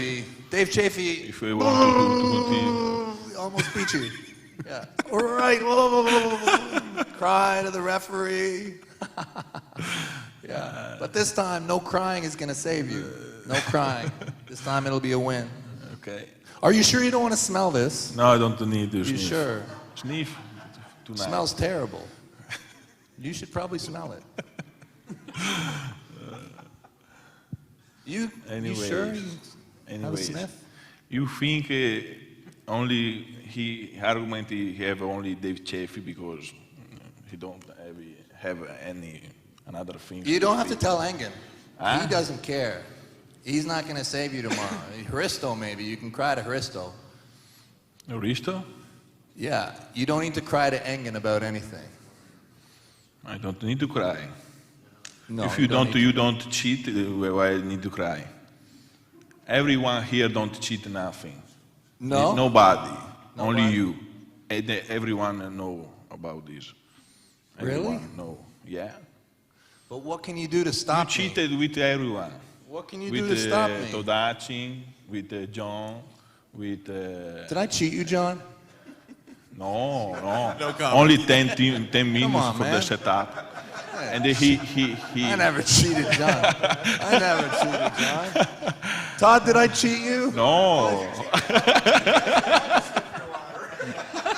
Putnik, did I cheat you? Oh, come on.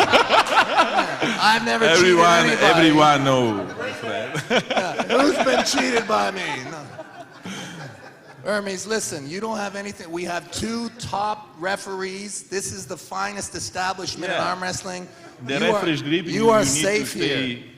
You are safe. You can't move nothing. Hermes, your arm is these 3 rules. times. 3 times as big as mine. You can't move nothing. No, you can't move nothing. You can't move nothing. Nothing, yeah. Nothing. I move your No, bicep. you can't after move this. nothing. I will move your bicep. Hermes, listen, when you're done, you're going to be an 85-kilo IFA world champion. Okay, that's what's going to happen. Okay. when I'm done with you, 85 kilo IFA world champion. Yeah, yeah. Thank you. No problem. No problem. No problem. Not even well.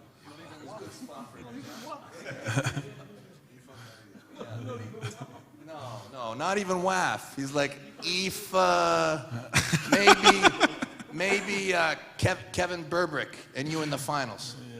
Yeah. Okay. I love you, Kevin. I love you. I would like to ask John's opinion about this match. Oh, a long time coming. Yeah, right. These guys, it seems like just yesterday, these guys were dueling at the King of the Table. It's been about a year and a half now. So glad to see it finally happen.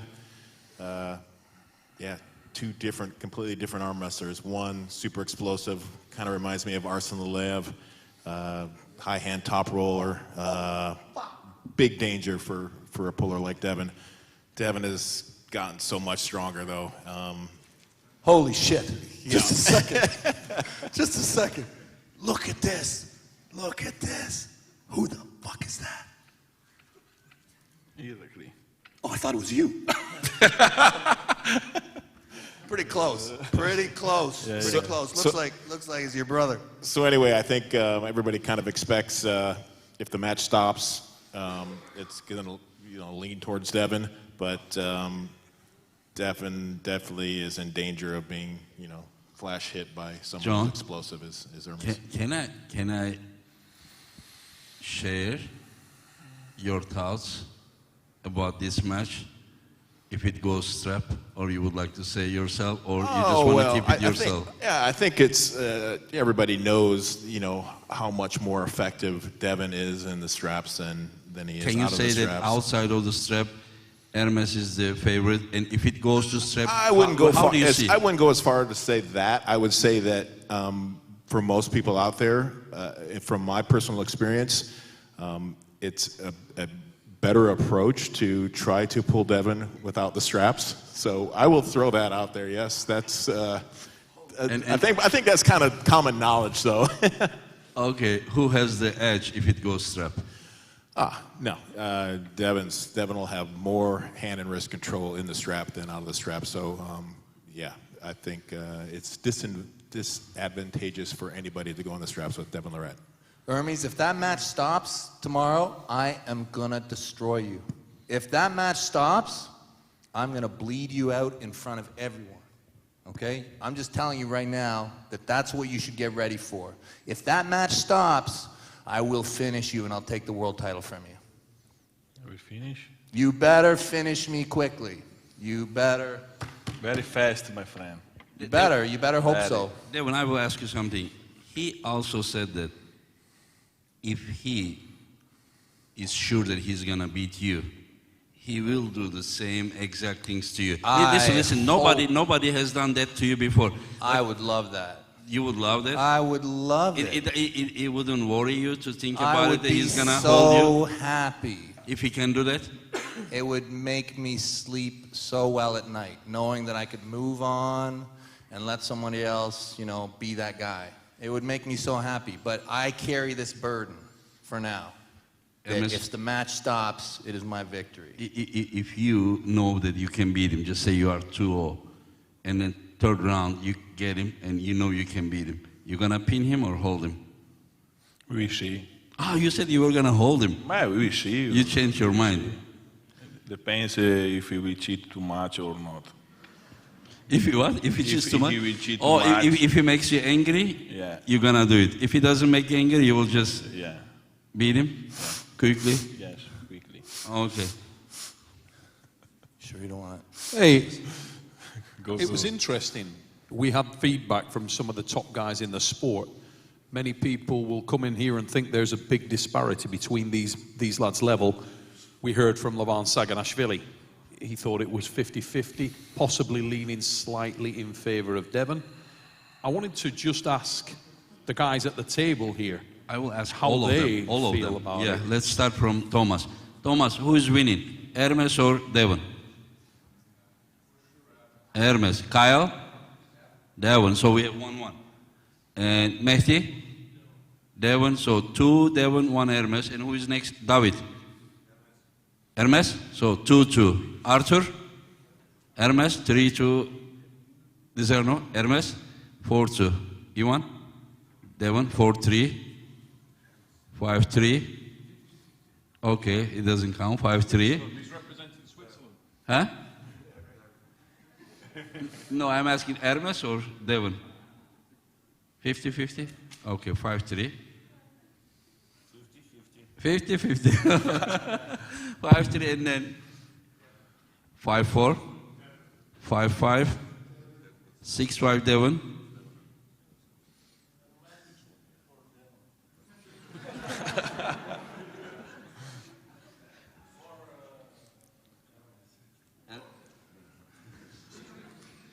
Adam?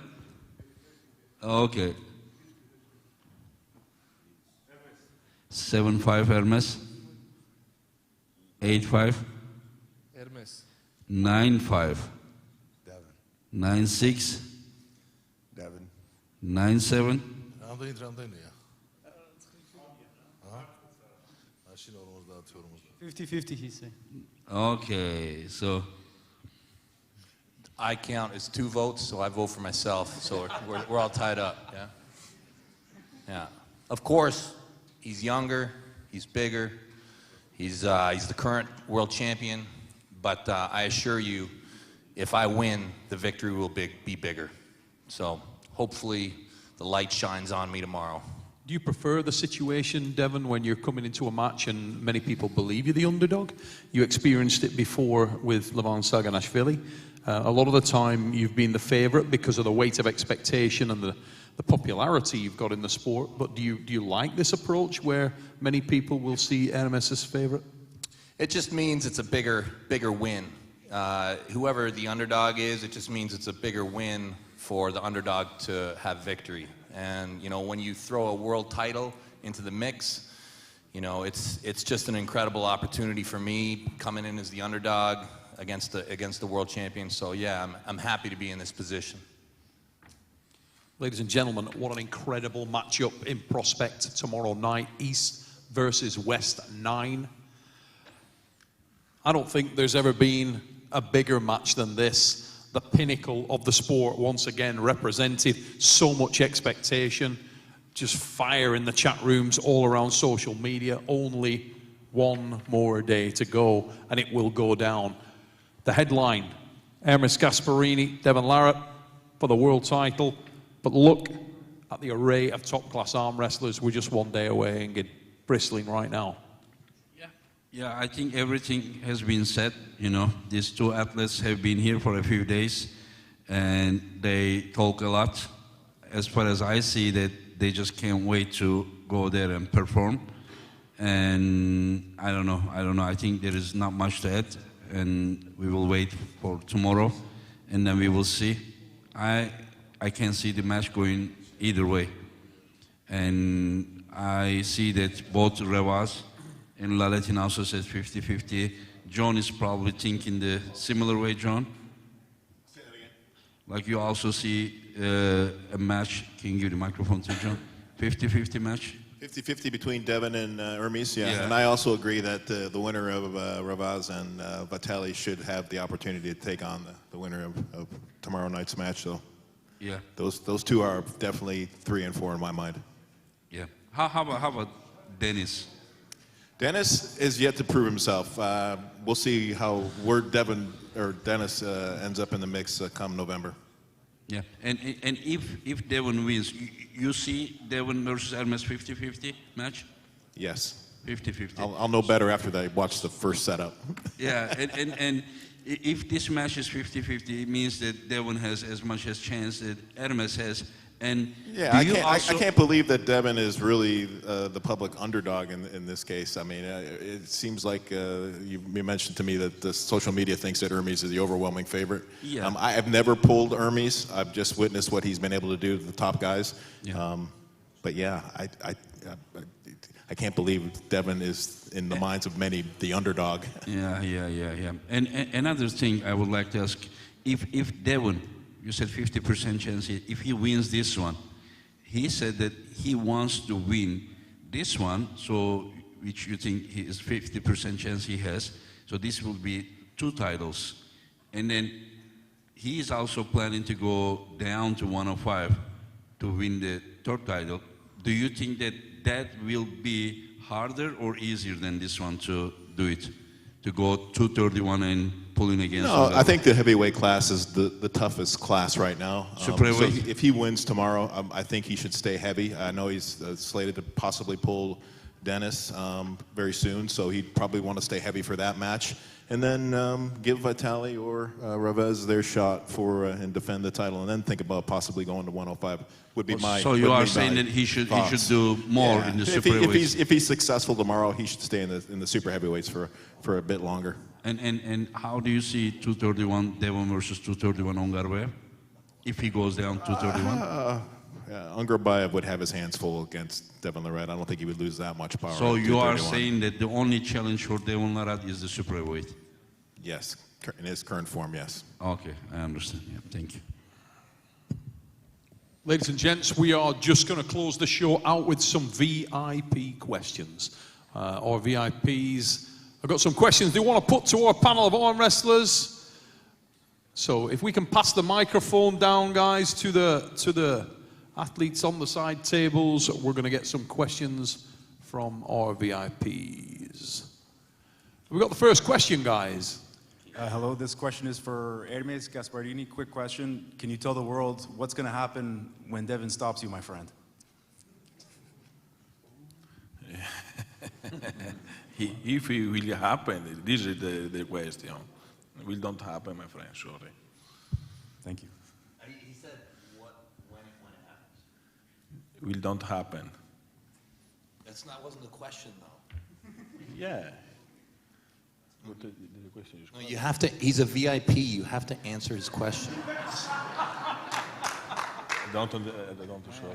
He said he's a VIP, so you have to answer his question. He said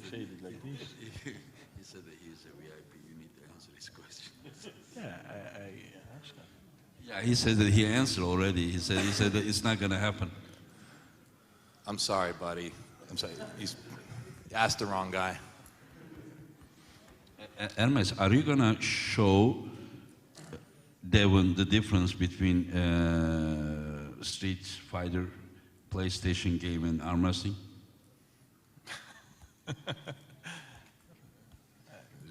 Yeah, you were terrible at Street Fighter. I never played. Yeah, you're a liar, too. That's what you are, Hermes. I almost win. You almost win? Yeah, you should.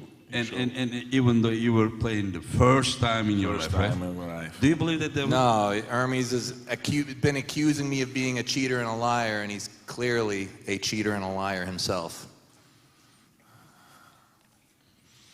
Or maybe he's very talented the first time he plays and he's playing that good. Just imagine if he plays like a few more days. You know, I think that you would have probably been a better Street Fighter player if your thumb could reach all the buttons. You would have been probably better. Okay, let's go to another question, VIP question. Hello, everyone. Devon, this is a question for you. How long do you think it will take your son Auden here before he's ready to crush Hermes as well? Sorry, who? Oh, my son? Your son. Oh, well, I think right now my son would crush Hermes in just about everything except for arm wrestling. Whether, you know, pick a discipline, but Hermes is probably still a little bit ahead of him in arm wrestling. I don't want to put any pressure on Auden. I just hope that he enjoys his journey and has a lot of fun with the sport. That's all I wish for Auden. Yeah. The next one. All right. Hello. I got a question for Vitali. So, what does he think if he wins tomorrow against Rivas? And since Rivas won against Dave Chaffee, and Dave Chaffee against Vitali, like, does that in his mind still put him above Dave Chaffee?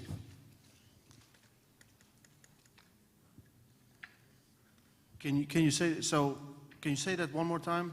Yes. So they both beat Dave Chaffee. No. Oh yeah. Sorry. Okay. Yeah.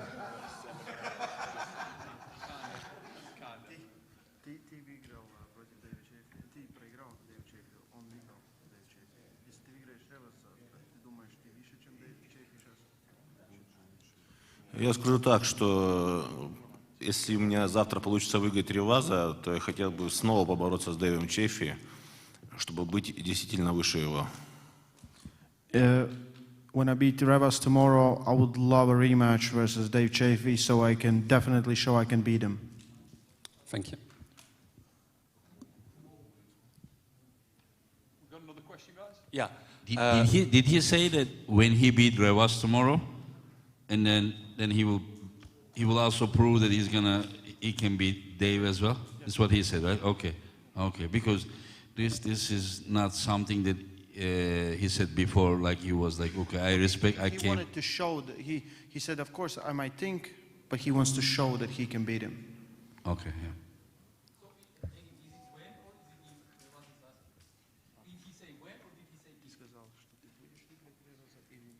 Если я выиграю. Okay, see, if he said if he beats Revas. Okay, I'm okay, sorry. because he translated it when, when I beat him tomorrow. Okay, then that's why I was like, yeah. Go ahead, the next one. So my question would be to Derek. How do you see the match going with Mehdi? Do you think you will going to hook, or do you think you go maybe top roll even, try your stuff out? And do you think there's anyone in this press conference that could beat you in like a eating contest?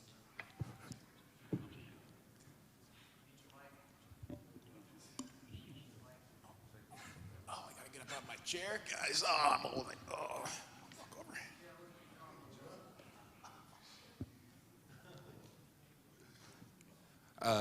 over. My match will it go inside or outside? Is what you're asking? I believe that Mehdi is very strong inside. I believe if I go below his wrist and touch our forearms, I think he has significant advantage there. It is not my first plan to go there. I'm not afraid to try it out if the water feels right, but it'll probably be some kind of higher option. Yeah, not all the way in. I'm not right away. In terms of the food eating contest, hell no, nobody here can eat a food eating contest with me. It's not even close. Devon eats like a child. There's no way. It's not even close. Any more questions, guys? Yeah. Thank you, Engin, for that opportunity. I have a question for Devon. Why do you need super heavyweight belt? Do you plan to protect it in future, or there's some other reason? The super heavyweight belt is the most glorious belt in the arm wrestling world. There's no bigger crown in arm wrestling than the super heavyweight #1 division. It represents the pinnacle. If you have an opportunity to fight for it, there's not an arm wrestler that would decline this opportunity. And that's why I've said repeatedly how thankful I am for this opportunity. I will fight at the highest level that I can throughout my career. My time as a super heavyweight, as the class continues to grow and evolve and the sport becomes more and more challenging, it may be limited. My home will certainly be in the 115 and potentially the 105 as I age. But while I'm still able, if I have an opportunity to compete at super heavyweight, I will take it. Good luck to you. Hello, I have a question for Evgeny Prudnik. What is your current shape compared to the shape you were when you faced Devon for the title match? Yes, I can repeat the question. What is your shape now compared to the shape you were when you faced Devon in your title match? I pull it with Devon on the right hand, and tomorrow I will pull left hand. Now I can say my left hand more stronger than right. Okay, thank you very much. But if take the shape right hand early, I think it's close. It's close. Okay, thank you.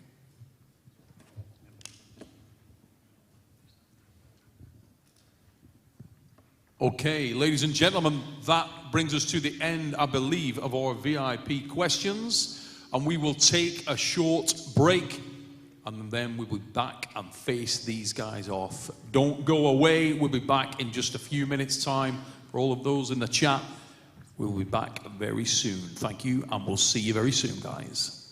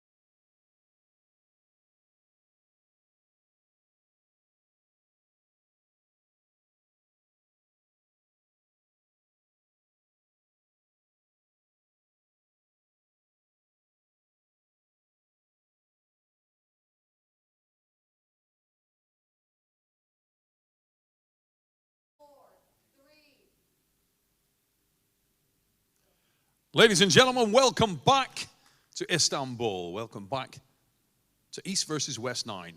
It's time to face these guys off, Engin. I'm going to get out of camera shot, mate. Let you stand in the dangerous position. And we're going to get these guys to come up and go head to head. Starting with our first match. It is in the men's lightweight division. Ladies and gentlemen, welcome firstly, representing the United States of America, Dustin Hyatt.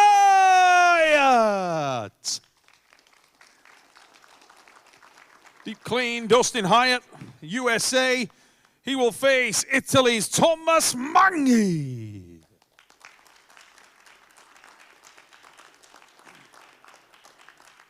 Deep clean, Dustin Hyatt, Thomas Manghi. Look at that, size these guys up. The youth, Dustin Hyatt. What can you see in those eyes, guys? It's tomorrow night yours. That is our first match on the card, East versus West. Who you got, Team Red, Team Black? Tomorrow we find out. Ladies and gentlemen, here we go. Match 1 on tomorrow night's card. We move on to our next matchup. It is in the men's super heavyweight division. Ladies and gentlemen, representing the United States of America, welcome Brad Grundy. And his opponent hails from Ireland. Making his debut here at East versus West, welcome Kyle Hutchinson.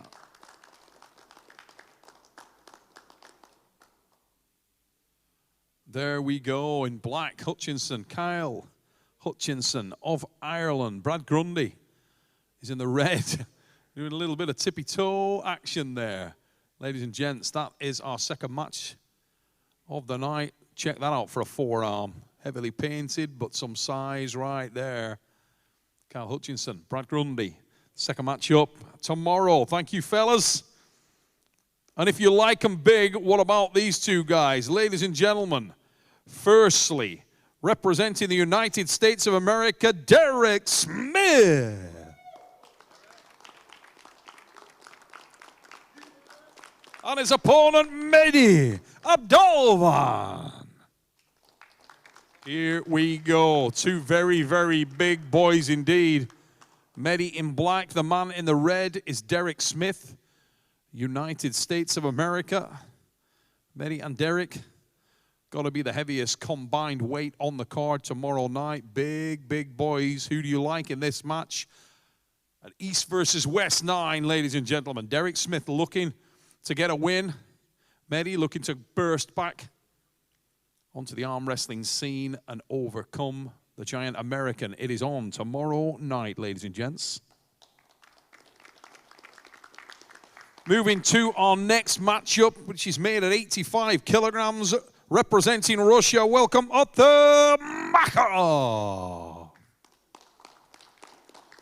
And his opponent, representing the USA, is Adam, the Warzone Wojcinski.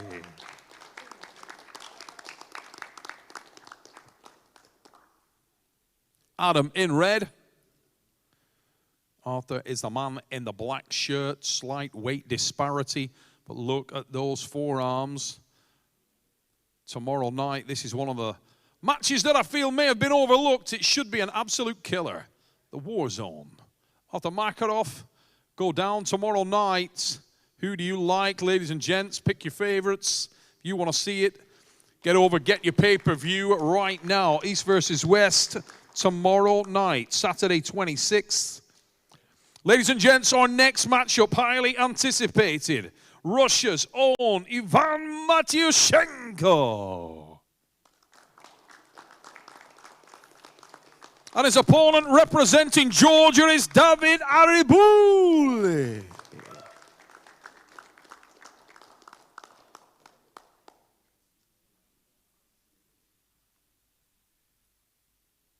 Matyushenko, very decorated, got the height advantage.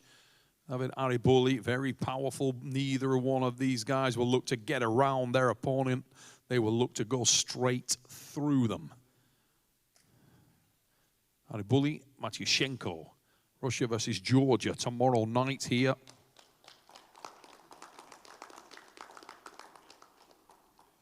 The big boys next up, ladies and gentlemen, and firstly, representing Turkey, Ferit Osmanli. And his opponent is a multiple WAF world champion. Welcome, Georgi Zeran.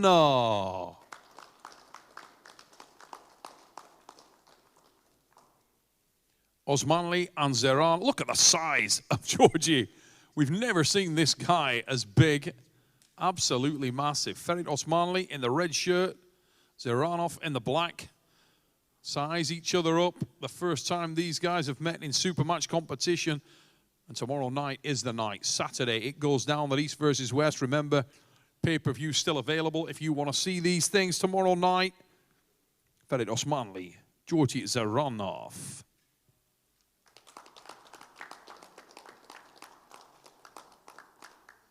Our next match in the men's heavyweight division, Irakli Zirakashvili of Georgia.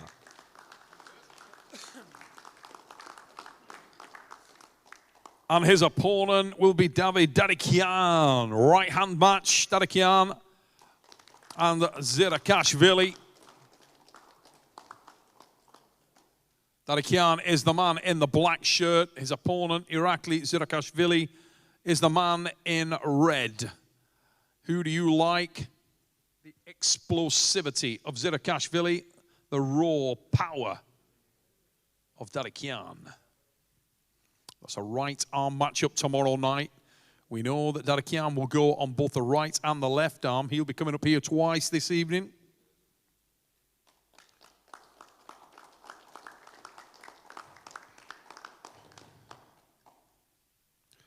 Ladies and gentlemen, Vala Ikiti, next up from Georgia. He will go in our next match, gets a title shot in his debut. And he will be facing the reigning champion of East versus West, David Samusha of Georgia. Vala in the black. David Samusha is the man in the red shirt. You can see slight disparity in height. Massive arms on Vala. These guys know a lot about each other. Who will take it tomorrow night? Vala with an instant title shot here at East versus West. Quietly confident. We'll see if it's well placed tomorrow night. Vala and David go at it in that men's middleweight title match. Ladies and gentlemen, if you like yourself a little bit of white talk, let's welcome him up here now, representing the USA. Welcome, Paul Lee! And his opponent representing Ukraine via Switzerland is Ruslan Babayev.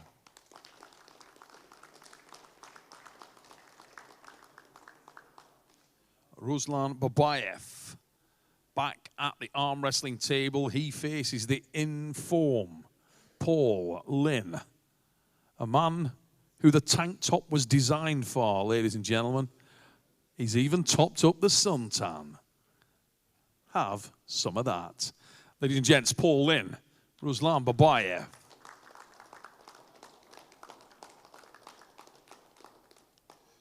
If you have missed David Dadikian is back up now. Left arm, he will face another WAF world champion. He hails from Ukraine, Yevgeny Prudnik. Prudnik on the left arm said he's stronger than the right now. He will need to be. Dadikian is a left-hand specialist. This one could be a banger. The talk is over tomorrow night. We'll see how this thing goes down. Dadikian. Here we go. Left arm matchup tomorrow night. It's all getting a bit physical.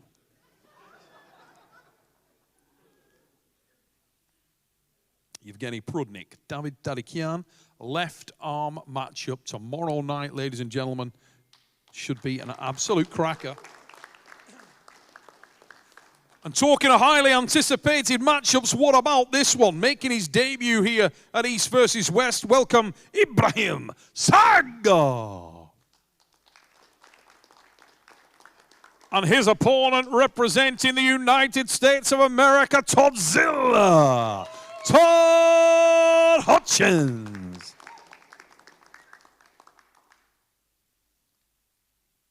Toddzilla. Todd Hutchins. Ibrahim Sagov. Great to see two top-end strength athletes tomorrow night. What about that one? Red shirt is Toddzilla. In the black is Ibrahim Sagov. Great matchup in prospect there. Ibrahim's debut here at East versus West 9. Todd Hutchins looking to put himself on the map one more time and underline that pedigree. And we move to the men's super heavyweight division. Ladies and gentlemen, firstly, representing Russia, welcome this man. He is a towering figure in the super heavyweight division. Welcome super heavyweight number 1 from Russia, Vitaly LARRATT. 132 kilograms of him. Get your step ladders out. Towering figure. But his opponent outweighs him, and he hails from Georgia. Welcome, Rivaz Lutidze.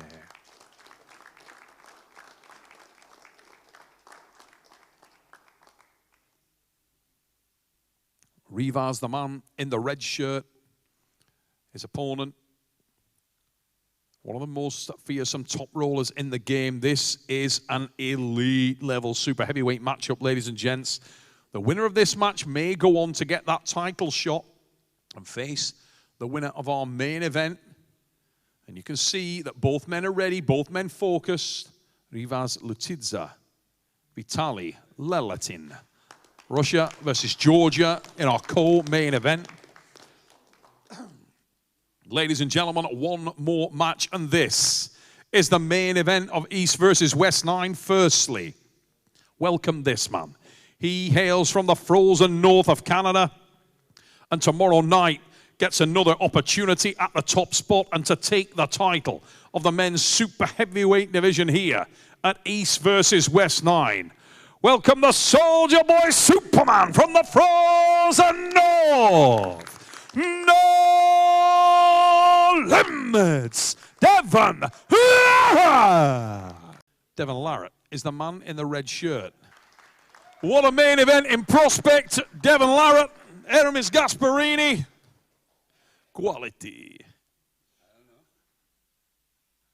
If you have not bought your pay-per-view for tomorrow night's matchup, please do so, guys. Get over to Coresports. You're so excited you can't focus.